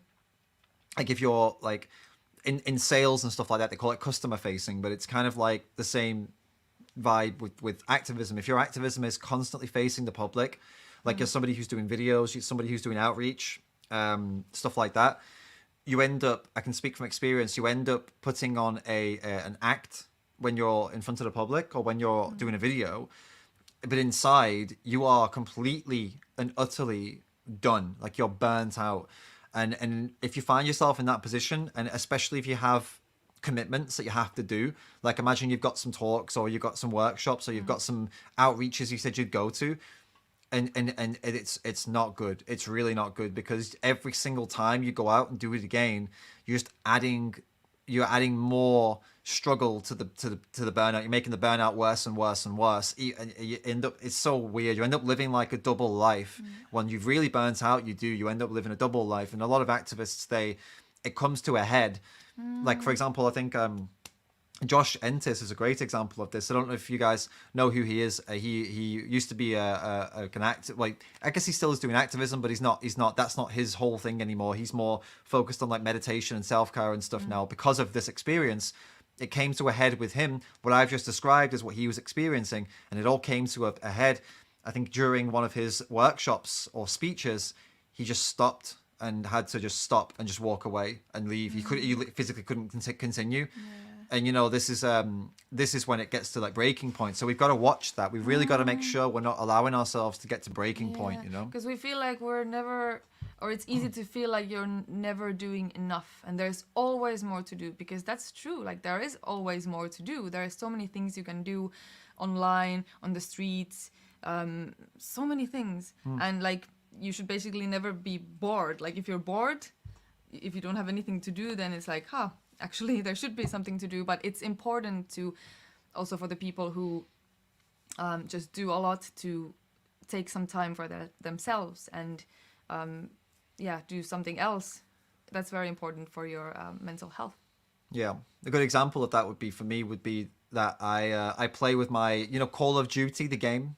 So I figured out that you can actually get it on mobile now, and not only can you get it on mobile, you can play it and you can talk to people on it. So my brother back in England, he plays it, and we both play it, and we play it almost every day. And it's something, at first I was like, I'm just kind of like goofing around, like not doing work. I feel like I'm cheating. But then after some time, I realized that like, no, I'm talking to my brother, and we're not talking about work. We're not talking about activism. We're not talking about veganism. We're just talking shit, and we're playing. What am I doing? I'm just, I'm running around on a map, shooting people, like, and we're talking and we're laughing about what we're doing, and we're competing with each other, and it's all fun. It's kind of like we used to do when we were little kids, And it's really like, it's been really nice to have that, revisiting my childhood, and having that kind of connection back to my childhood with my brother, and it's completely away from this world, and I feel like it keeps me grounded, you know. I never had that before, though. I was really struggling to figure out what to do to relax, what to do to take a step back, and this is my thing. It might not be your thing, And but it's so important that you found it, yeah, and it's something that completely takes your mind off, yeah. because that's what you need. And What's your thing? my thing, well, I like tattooing. That's maybe my thing. Do you want to show people your recent? This is what Annie's done recently on herself. You just put it up there. You go. It'll get you. You think? Yeah. Oh, wait, maybe It's just focusing on my head. it shouldn't feel like get it away from your face. Oh no, there you go. There we go. See, that's good, right? It's not the most recent one, but it's Well, very recent. It's a good one. Yeah. Yeah, I like doing that. I got this advice, or this a very good friend of mine told me how to do these, and she actually advised me before we went to India that this is what you should do, because you're gonna be going from place to place and doing activism all the time. That this is what you should do to kind of have time for yourself, and it's kind of meditative, like a meditation actually. Definitely. For me. Yeah. It's meditative to get tattooed, actually. Yeah. If you can And get when you're tattooing yourself, it's like kind of a double thing. You're focusing on that, and then you're also feeling it. It's, yeah. yeah. I find if I don't get into that state while being tattooed, it's bad. Like I've found the best ways to like breathe, meditate, and like really, and like I find it helps for me not to try to ignore the pain. People say that ignore the pain. It's kind of like, you know, when you're going over a big tall thing and they say don't look down. With tattooing, it's the opposite. It's like look down, completely embrace the pain, think about the pain, get into the pain, feel like what does it actually feel like, and really try and feel it. And the weird thing is that the more you try and feel it, the less it hurts. It's really weird with tattoo pain, with any pain, I suppose. Really, when you really focus on it, it doesn't actually hurt anymore, because it's and like, then what you're is like, it? oh, it's just in my head. It's just kind of. It's just this like is what meditation is all about. As well. Meditation takes a while to get used to that. Like when I did Vipassana, I had everybody experienced joint pain and back pain because you sit there for hours and hours and hours. But when you start to really feel like, okay, so you feel a pain in your back and you're like, okay, that hurts, and you don't adjust to make it better. You just think about it. You're like, okay, that hurts. Why is it hurting? Well, it's obviously it's my brain and body.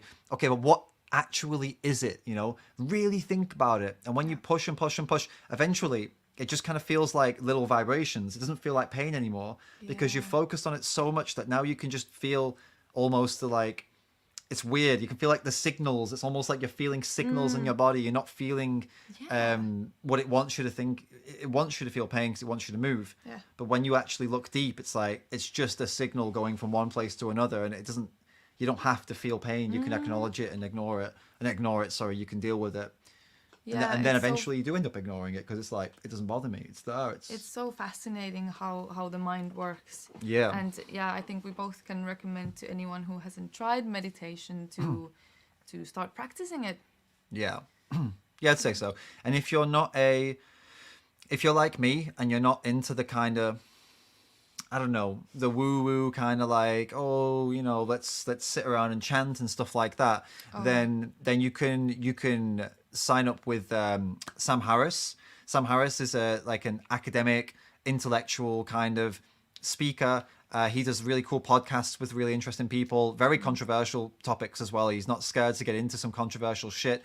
He also has an app called Waking Up where he does more like rational kind of real life kind of meditations, that they're not too crazy and psychedelic or anything like that. And that's why I really like them, because it's more like he wants you to meditate because it'll help you in life. And it's because he has the scientific stuff on the background, how it actually is like workout for your brain, how it actually changes the matter in the brain. Like, it does. And it does. It makes you think differently, and kind of, it's a workout for your brain. There's actually like studies to back it up that it actually changes the way that you use your brain. So like they did studies on not just meditation but on people doing different types of jobs, and like it actually changes your brain, physically changes. Yes. It's where it is like where the connections are more prominent and like the actual kind of sizes of different parts of the brain change depending on what you do. And that is like scientific. That is not like me, some woo-woo pseudoscience bullshit. That is actually acknowledged science. So think about it. Like everything that you do in a day could change your brain's like formulation. Yeah. It's insane. It's And meditation's also a big part of that. Fascinating. Yeah. There's a book that I want to recommend because it properly got me on board with meditation actually. After first trying it a little bit with Headspace app and so on, but then then I read this book from an author called Dan Brown. It's called 10% Happier, and it really changed my, or not changed, it reinforced. I actually read Sam Harris' book Waking Up first, and that got me first kind of like, yeah, I want to meditate. But this Dan Brown's book really, it was amazing. I read it as well, right? It was quite an interesting book. I made you read it. Yeah, it was cool. It was cool. It got me interested also. That guy talked about Eckhart Tolle quite a lot. Yeah.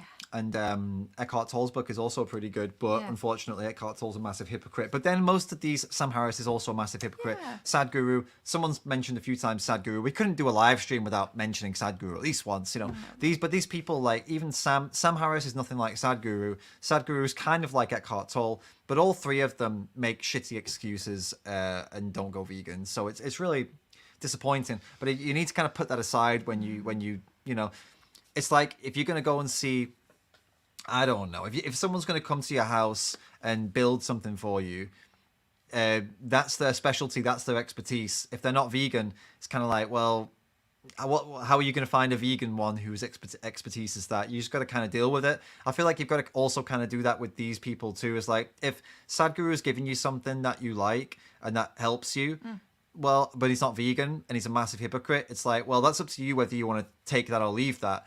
Personally, I put my videos out on these people and I call them the hypocrisy out, but it doesn't mean I don't listen to them when they have something good to say. It just means I'll call out the bullshit. With Sadhguru, 98% of the time, I think he's chatting absolute shit.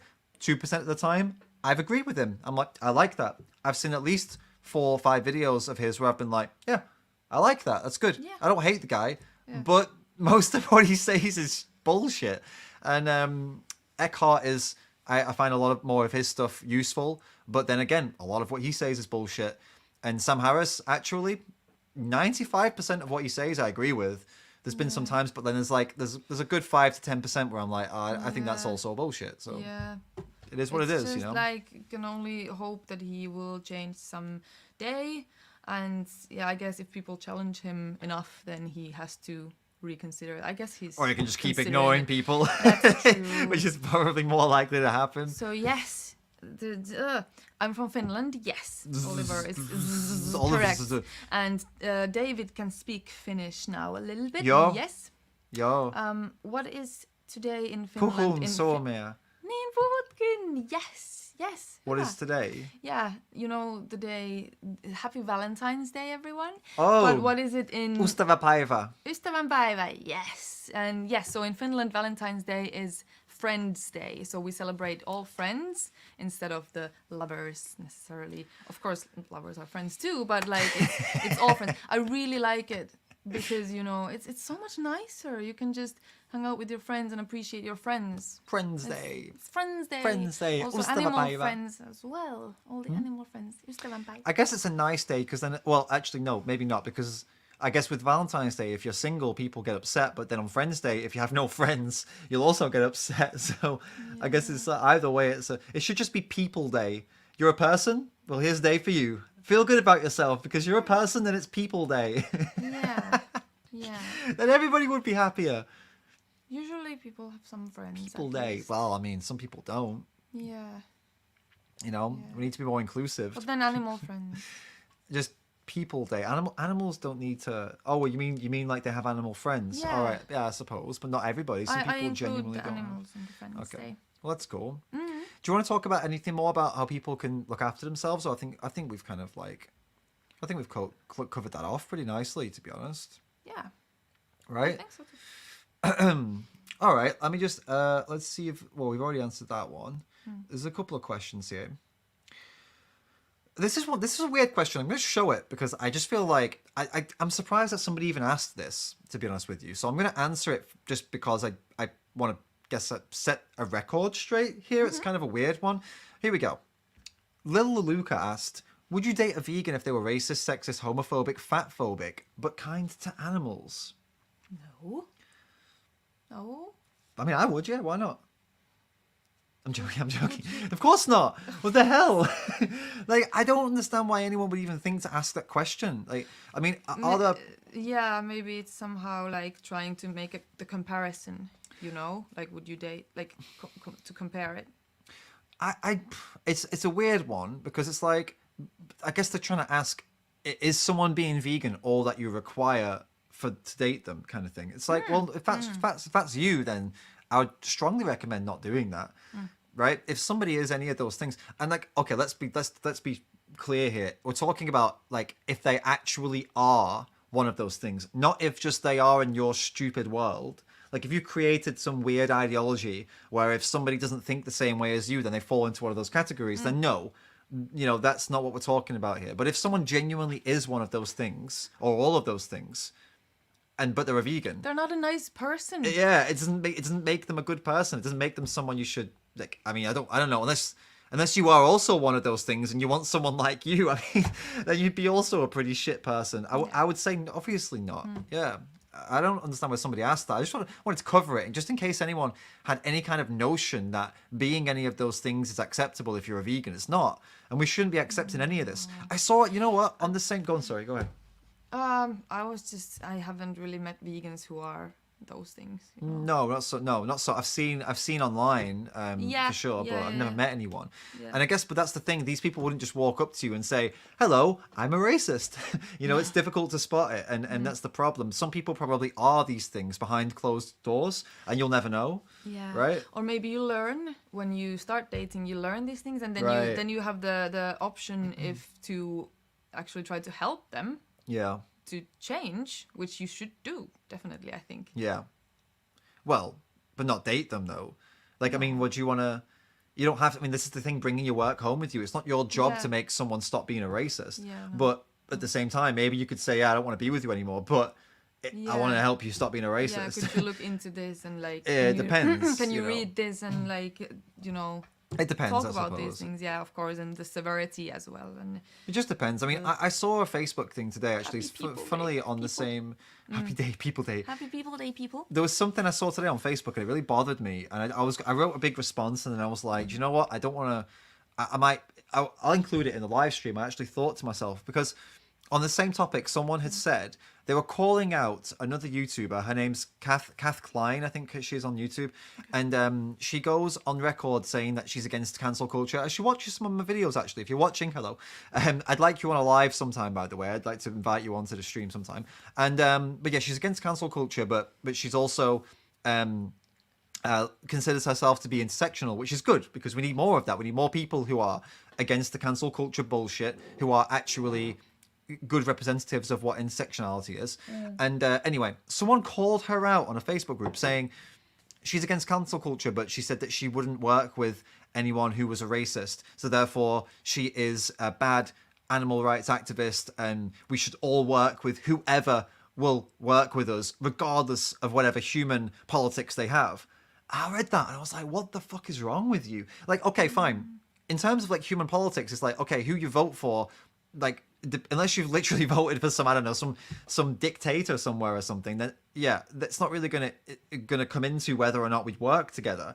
But if someone is literally, and I don't mean this isn't like, oh, they said something that is frowned upon. I mean, if they're literally one of these things, like actually doing things that harm other people, like actually saying these things out loud and doing it to people that they hate, no, I'm not gonna work with them. No. And I don't think we shouldn't work with them. Like, what kind of world are we gonna create if these are the people that we work with? Yeah. Right?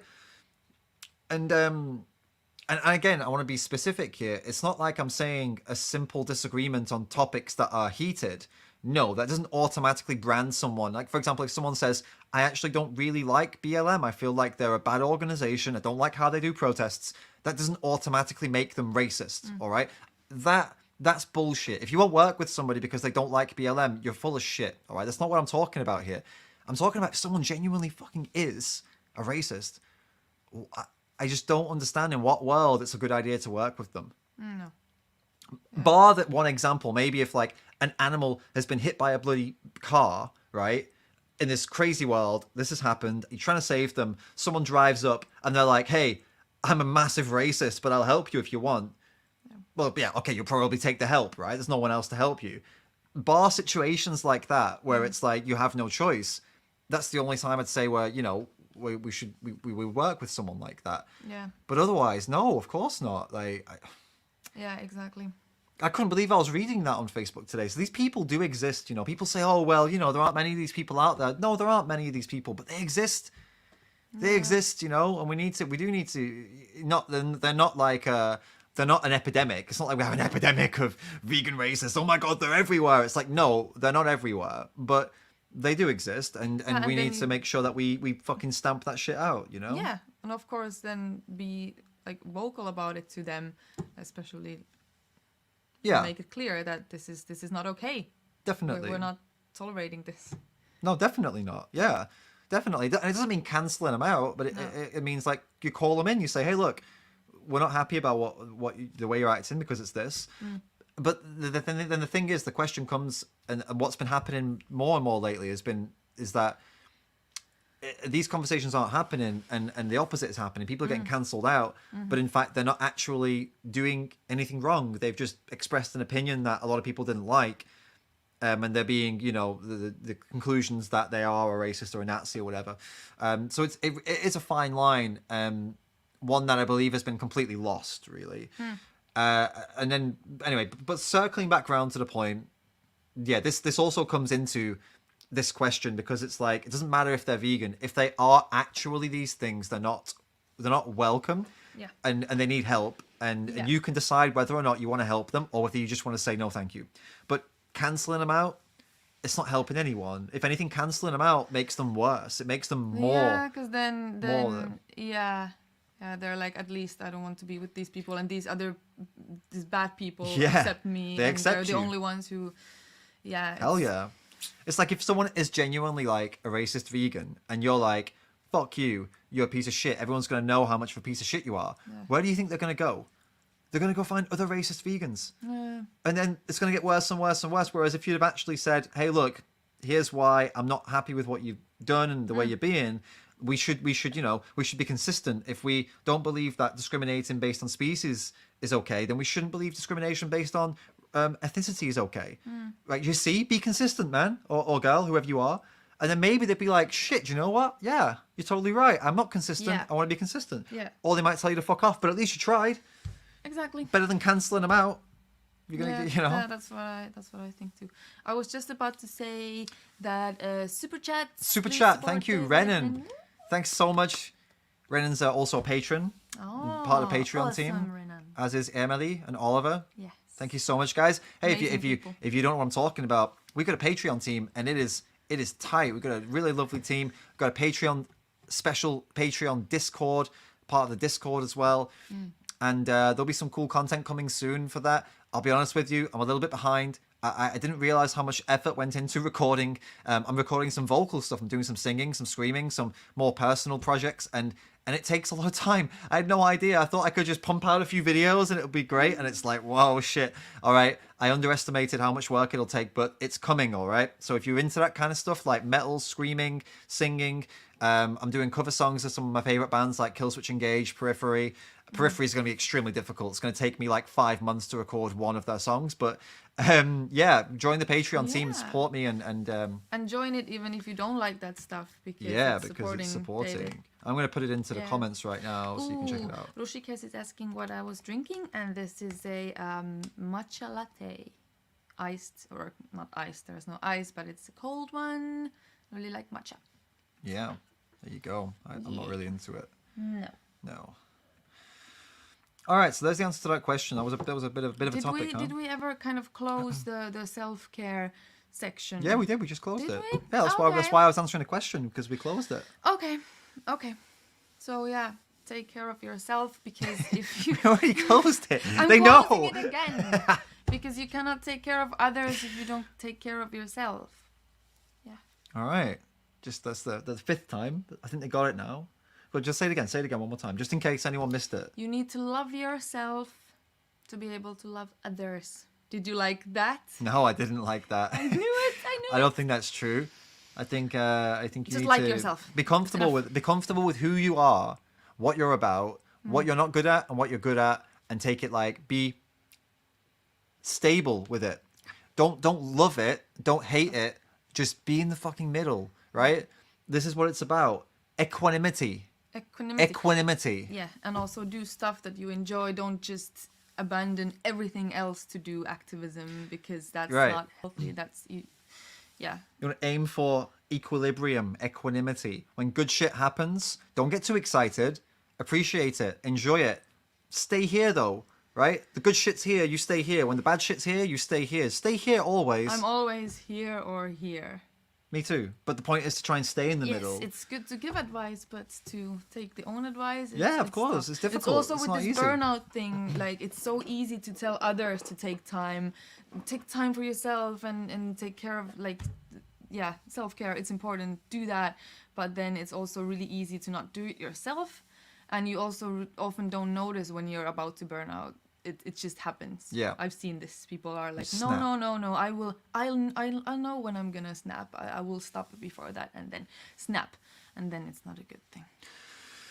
Definitely not a good thing. Oh, we did the doggy style question already. Yeah. That's good. Look at this. This is someone from Instagram. Miriam. My boyfriend's family has a small farm, so I don't even dare to tell his family I'm vegan. Can you imagine? How rough is that? Not even being able to. Well, I mean, she can say it, but she doesn't dare. That's rough, you know. That's really rough. And what kind of? I mean, small farm. I guess like, well, obviously an animal farm. Otherwise, we wouldn't have the problem. That would be a stupid question for me to ask. But you've got to say something. I mean, you got to tell them, right? I mean, it's gonna come out eventually. What are you gonna do when you go over there for a meal? I hope you're not giving in to them and just eating whatever they give you. You know, that would be really, really tragic if that was happening. Don't do that. I really don't recommend you do that. Yeah. I understand how that can be very, very tough. But you should do it.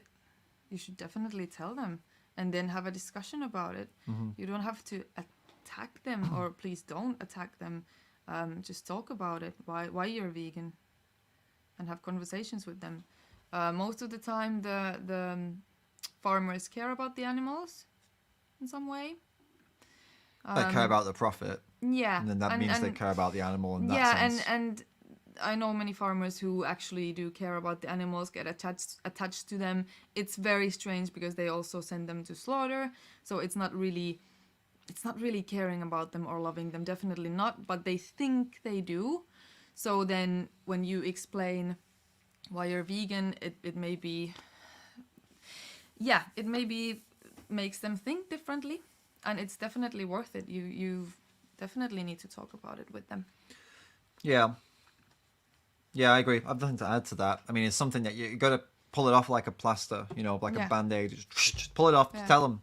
It might go badly somehow, but most likely not. It probably will go badly. We said it at the same time. You said most likely. It probably will go badly. I mean, they're going to take it as a personal slight. They are polite to you because you're with their son, right? Yeah, son. They like you, so they're going to be, maybe they'll talk about you behind your back, but you got to understand though, when someone's livelihood depends on them not understanding something, they will do everything they can to not understand it. Right? On purpose. They'll purposefully misinterpret what you're saying. They'll misrepresent you. They'll pretend they're stupid. They'll play dumb, all to avoid understanding what you've got to say because they rely on it for money. So it's not necessarily like, Miriam, that you should outreach them and try and change them. I'd say that would be dangerous and probably end up in a failure, but you should at least tell them and open up the, you know, at least be honest. Just say, I wanted to be honest with you. Yeah, I don't know how dangerous it would be. I think it's a good thing. It's dangerous in the sense of like, for the relationship between her and them, it's definitely dangerous. Yeah. Yeah. It could end up with them not liking her, not wanting her around the house anymore. You know, this is what I mean by dangerous. I don't mean like physical danger. If you communicate about it well, if you're like polite, but you still talk about it, then Have you ever tried to communicate with your partner's family that are farmers and about why you're a vegan? no, I have not. I'm going to But say it's I've- pretty I've safe to assume it's not going to go well. I've communicated with farmers about it actually Right. a little bit, and they like it might work. Yeah. You've done that too. Yeah, but I've not had any connection with them. Okay.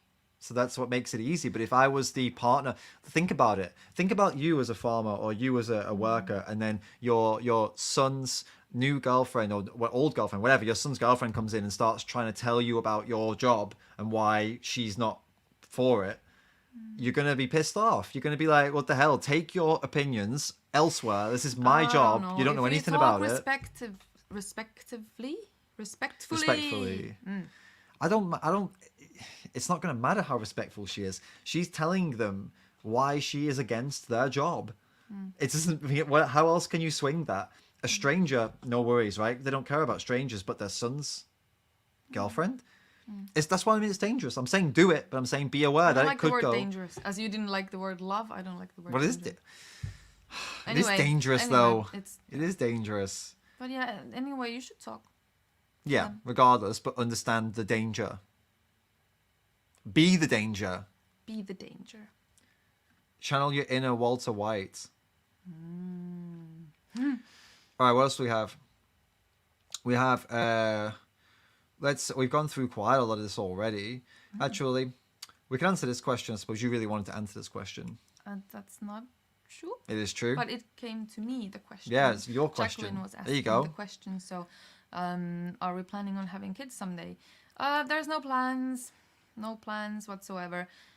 For me, personally, I've gone through phases. I've had at one point like, yes, I want to be a mom one day, and then I've also had like, no, I don't want to have children. Maybe adopt one day, who knows? And that would be an amazing thing to do, to adopt a child. But it kind of comes and goes. Who knows? No plans. That's the answer. What's it called when What's you're your against plan? having kids? Antinatalism. Yeah, if you're not anti-natalist, you're not vegan. That's not true. Oh, it's totally true. 100%. Oh, that's not what you believe. Why are you lying?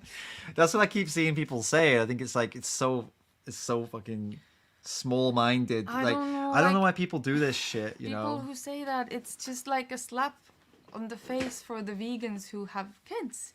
And there's many of them. But I guess they're not vegan then. It's just dumb. There's a lot of people. This is the problem I feel like we have within veganism, within people who are vegan. They kind of like the idea of just finding new ways to make themselves different than everyone else, like and then to brand everyone else as like some kind of blasphemer or something. You know, it's really one of the most annoying things to see. Like you know, I don't know. You know what I'm saying? But no, for me with this situation. Yeah, my biggest fear is having a kid and then them turning out to be some kind of animal abuser or worse. You know, the point is that it's a gamble, and people always say, yeah, but I would raise my kid vegan, but I would. It's still a gamble. They're an individual human being. You can do everything you possibly can to try and influence them, but at the end of the day, they're going to be who they become, and that's the end of it. And if along the way you don't manage to make them understand or they don't care, then what the fuck do? You brought an abuser into the world, you know. I don't know about living with that. I don't think I could live with that. Yeah, I agree with you. And I also understand some aspects of antinatalism, like, and the argument that you are not vegan if you bring children to the world and stuff like this. In a way, no, I don't agree with it, but like I understand with some of, no, I understand some of it. I lost my train of thought. You can. This is. I think a lot of people don't understand that you can understand someone's point without agreeing with it. You can say like, "Yeah, I understand where you're coming from. But I don't side with it." Yeah. You don't always have to hate them. Like I understand a lot of the antinatalist arguments too.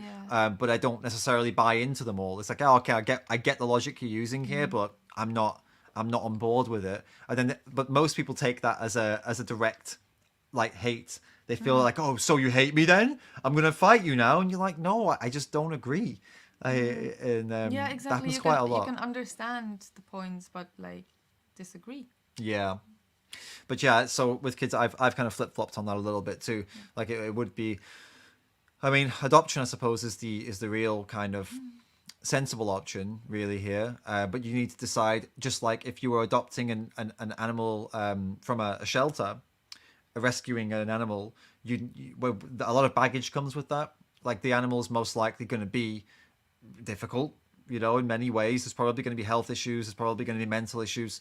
In the same way, when you're adopting a child, you need to be prepared for this child to be a serious fucking mess. Like kids from these places, they've been through hell. Some of them, most of them. I mean, if they're in an adoption agency or if they've been abandoned, that is about the worst thing that can happen to a child, and that's what you're getting. And That's you what need you're to getting be into. prepared to be there for them. That's what I mean. Yeah. You need to be ready to invest everything emotionally. You can't be a half-assed parent with kids from these places. You need to be ready. It's so much more of a challenge than having a kid yourself, and that's a big challenge anyway. So you need to be prepped. So I don't know. At this moment, I've got absolutely no plans personally. I have no want personally. We haven't got any plans. Yeah. Exactly. That I would say. Yeah. What the fuck? Why are you guys talking about the Bible? What's going on here? Stop talking about the Bible, guys. I mean, it's a nice book and everything. It's a nice novel, but Did you read it? did I read the Bible? I've read a lot of it. Yeah. Yeah, it's a nice story. Nice story with some nice lessons. Like, you can read fictional books with fictional characters and take lessons from it. I think that's kind of how I see the book. Yeah. Yeah, nice. It's like watching the Avengers, it's not real.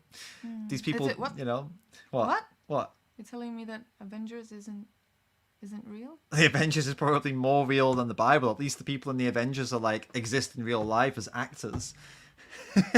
Oh shit! How many people are getting upset? Talk about goop. What the fuck is goop? Goop. Why do people keep saying that? Why do people keep saying this goop? What is goop? I don't know. They will explain. Ellie will explain. Ellie, what's goop? Goop. It's like you're talking about Gwyneth Paltrow's company. Is that what you're talking about right now? We saw that today in the thing. Why would I talk about that though? I don't get it. What's that got to do with anything? It's so weird because we saw the thing today with the Yeah. company. Yeah. Wow, this is Yeah. things coming together. I don't know. Anyway. I'm getting hungry, Ah. Goop is sappy. Talk about goop. Oh, you mean get sappy? You want us to get sappy? I'm getting sappy. Come on. Yeah, I told you guys to ask questions. So far, there's only 2 that have been sent through. I didn't tell you to. I requested Did you. we Sorry. have this form? I didn't even know. Yeah, I put the form out. Oh, we didn't. We only have 2, anyways. It's all right. We can Okay. see what's going on. All right. We're gonna go through these 2 then. We've got one from Sharon, which I'm gonna go through right now. Okay. Oh, I think they're both from Sharon. One's Shazza though. Shazza, did you put your name as Sharon as well? And Shazza. Anyway, okay, 1 minute. Oh, it's too long. Your question's too long for me to. Oh, I'm gonna read it out. Yeah. Oh, and I can put the first part of it on the screen. Let's do that. All right. This is from Sharon. My husband eats a mainly vegan diet, even stopped drinking milk, yet eats cheese and occasionally meat, especially when we get a takeaway. He prefers vegan burgers to cow burgers, but won't have vegan sausage. Any advice to encourage him without preaching? See, he eats mainly a plant-based diet, but he won't stop eating. He won't stop eating dead animals' bodies. Yeah, it's rough. It's rough. So do you want to answer? Do you want to start? Watch Dominion again. Talk about it. Yeah, Alright. talk about it. Talk about your you as well. Talk about the animals. What's happening to the animals behind the sausage.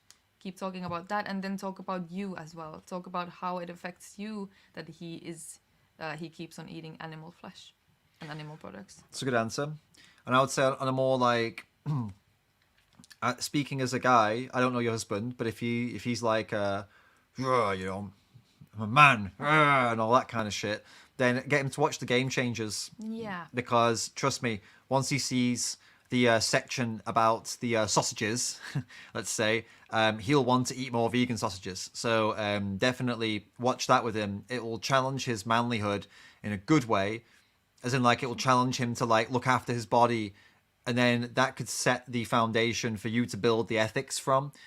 You know, maybe he does it for himself initially, like, okay, I don't want to have problems with my downstairs, because, you know, that could happen, and the documentary covers that. Same with What the Health, also kind of covers that. Then you could take him from the health and say, now, look, here's why it's good for you as an individual. Now let's watch Dominion, or if you're in the UK, if it is Sharon and you're in the UK, it is Sharon, yeah, you're in the UK, you're Yorkshire, right? Land of Hope and Glory, not Dominion.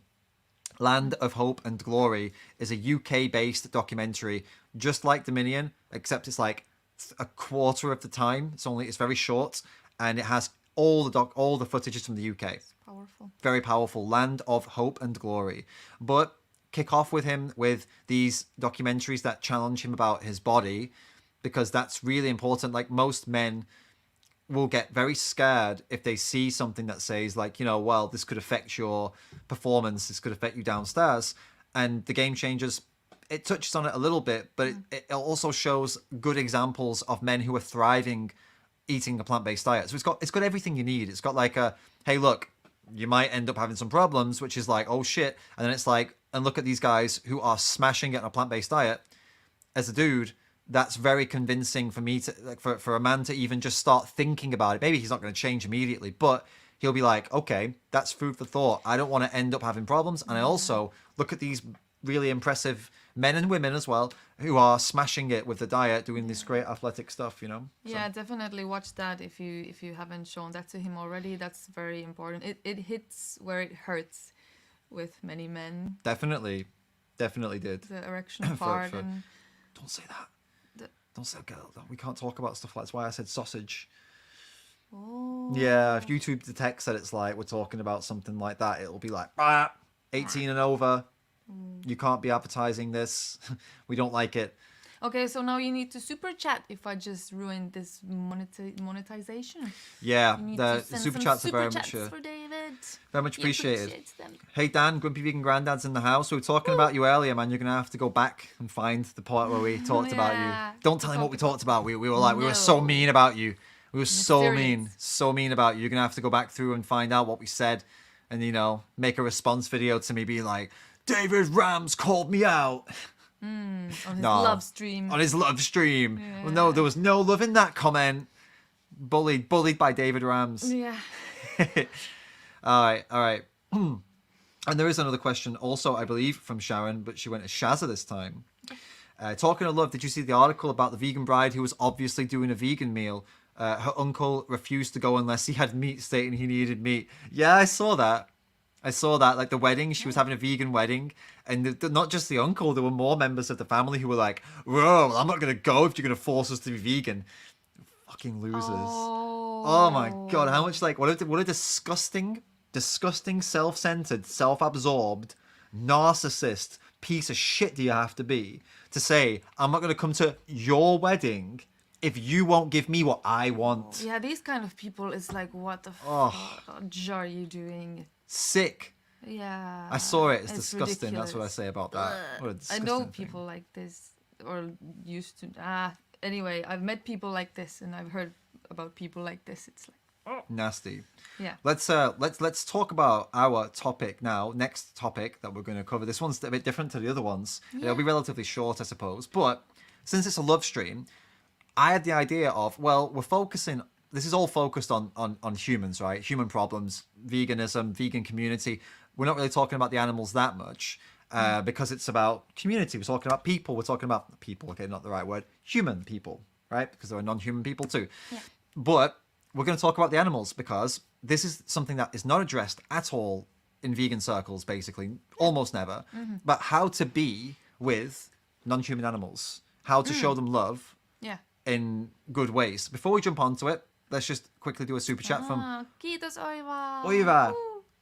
Thanks for the stream. Hopped in late and I have to leave already for Discord activism. Oh, cool. Waiting eagerly for the vocal covers. Yeah, they're coming. Thank you so much. All right. Let's talk about it then. We're talking about how do we interact with animals and how do we show them love. but there are bad ways to do it. This is why we're talking about it, and I think a lot of vegans don't actually know this. A lot of people don't actually know this. And you know a lot about this. I So know a lot about it. Yeah, I think so. Don't you? Don't you have some experience and this training and Yeah. tell people what did you train in? What did you learn? Oh, in my studies of animal care. Yes. I mean, yes. So that not all animal. I'm just looking. Not all animals want to interact with you, and you should appreciate that. You should accept that. That's the word. You should accept that not all animals want to interact with you. They don't all want your cuddles, even though you would want to cuddle them as much as possible.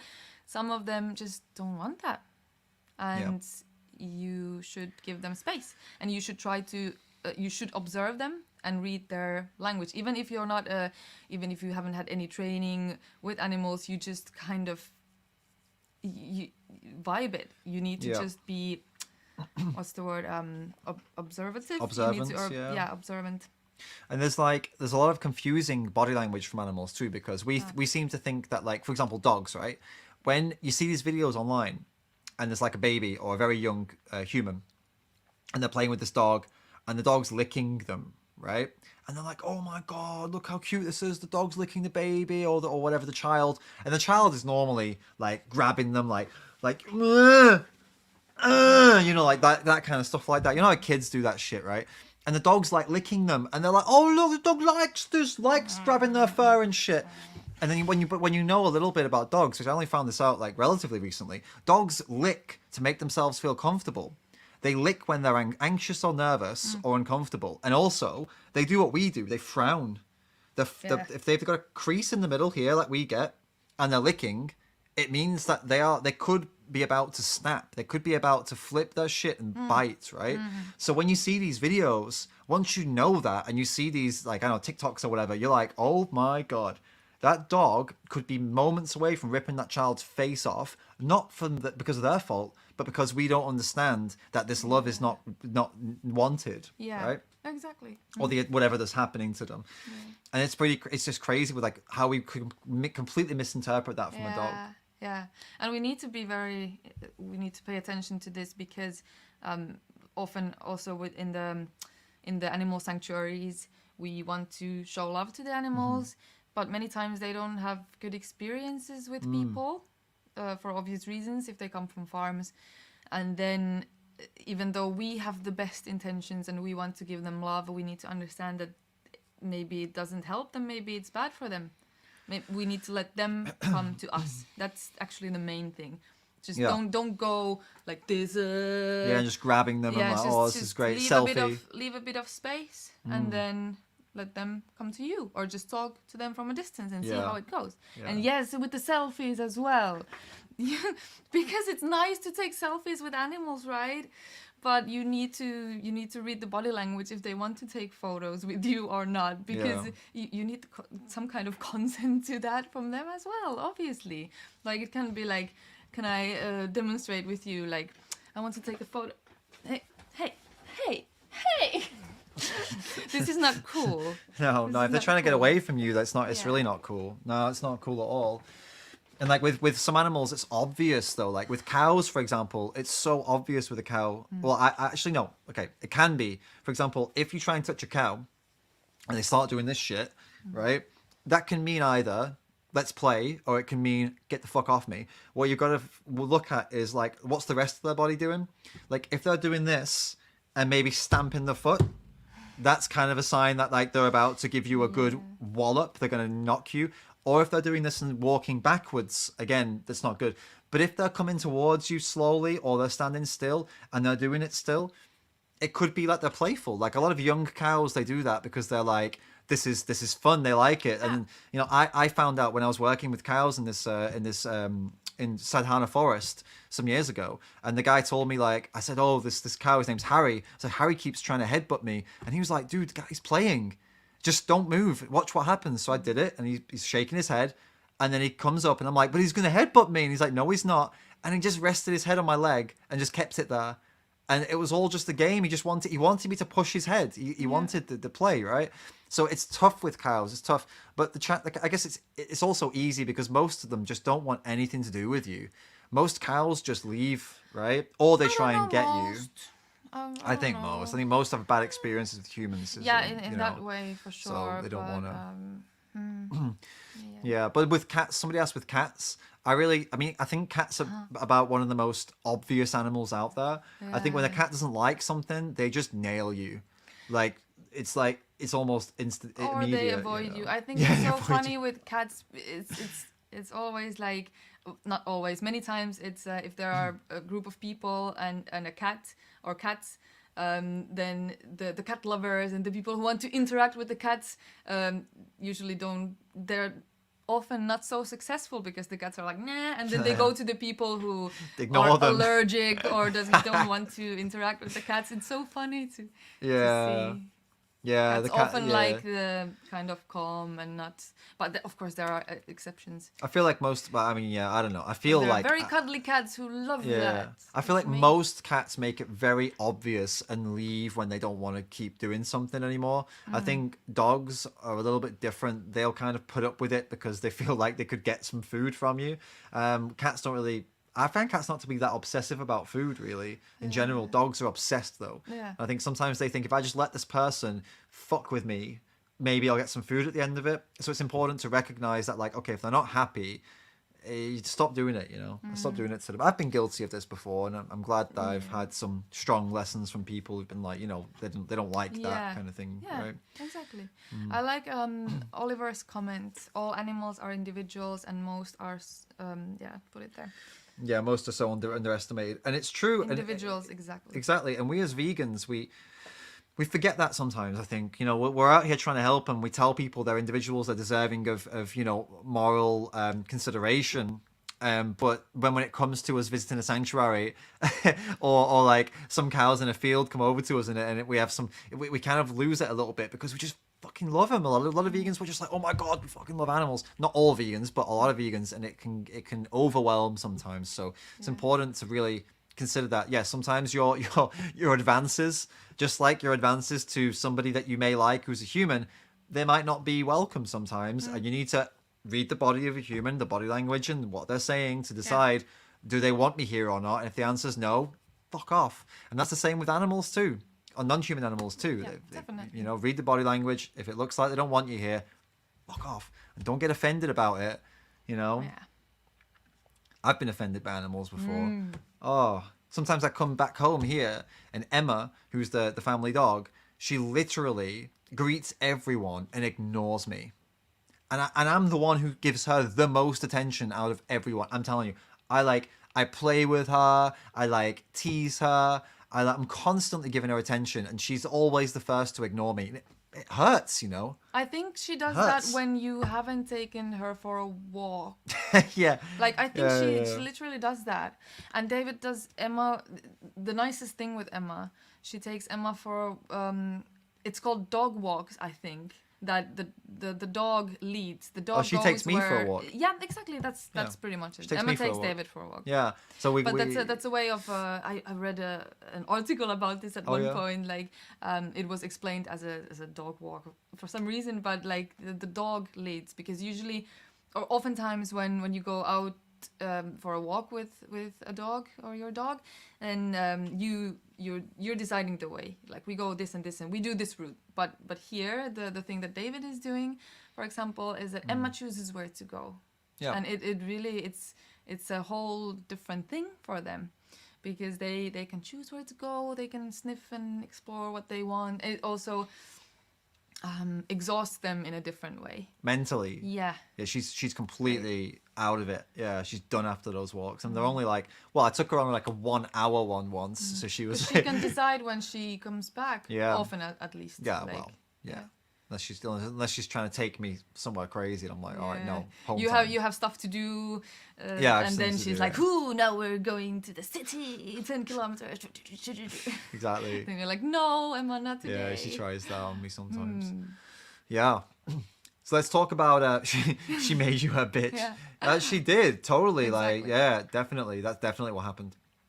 So look, on Thursday, I have a live stream right here with James Aspey. We're gonna have a discussion live.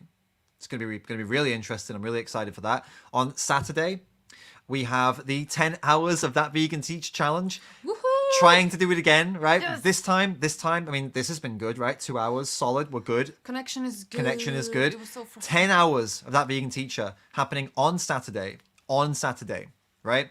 It's going to be good. It's going to be fun. It's for a good cause. It's for a good cause. It's going to be cringe, but not because I hate that vegan teacher, because it's content made for kids. But as we found Kids with last week, she's not actually that kiddie at all. She's pretty ballsy, pretty like ballsy's not the right word, gutsy, pretty like swearing and stuff like that. I had no idea. But anyway, so it's going to be entertaining. It's going to be a lot of fun. It's going to be a little bit torturous for me because it's 10 hours, of that vegan teacher. Ooh. But definitely don't miss that. Thursday, Saturday, these are the dates to put in your calendar for the following week. Yeah. I want to say thank you to Annie for joining us today. Yeah, I want to advertise my new hoodie. Oh, look at this. New merch is this side. Yeah, new merch is coming. Mm. This is the new design, how it's going to look. Yeah, it's very nice. It's like, it's just pull it up. There you go, like that. It's got a nice back print. It's got a nice back print on it as well. Do you want to show? You can show the back print. Yeah. There you go. Oh, can you place me? There you go. Check that out. How cool is that, huh? These are coming soon. Just patting the back. It's like very like, okay, these are coming soon, and they're going to be up on the store very soon. They're not up yet.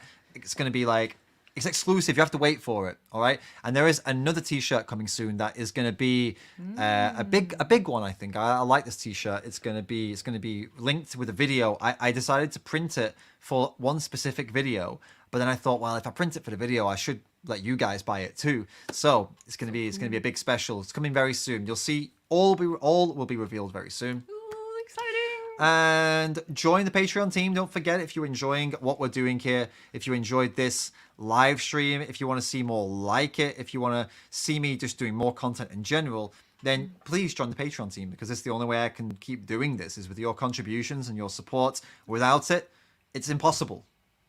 Annie, it's impossible. It is. Like the video, share the video across Reddit. All right, get it out there. Do this for me. And you can dislike the video if you want, but I recommend double clicking on the dislike button. It makes it like extra disliked. So double click. Make sure you double click on the dislike button.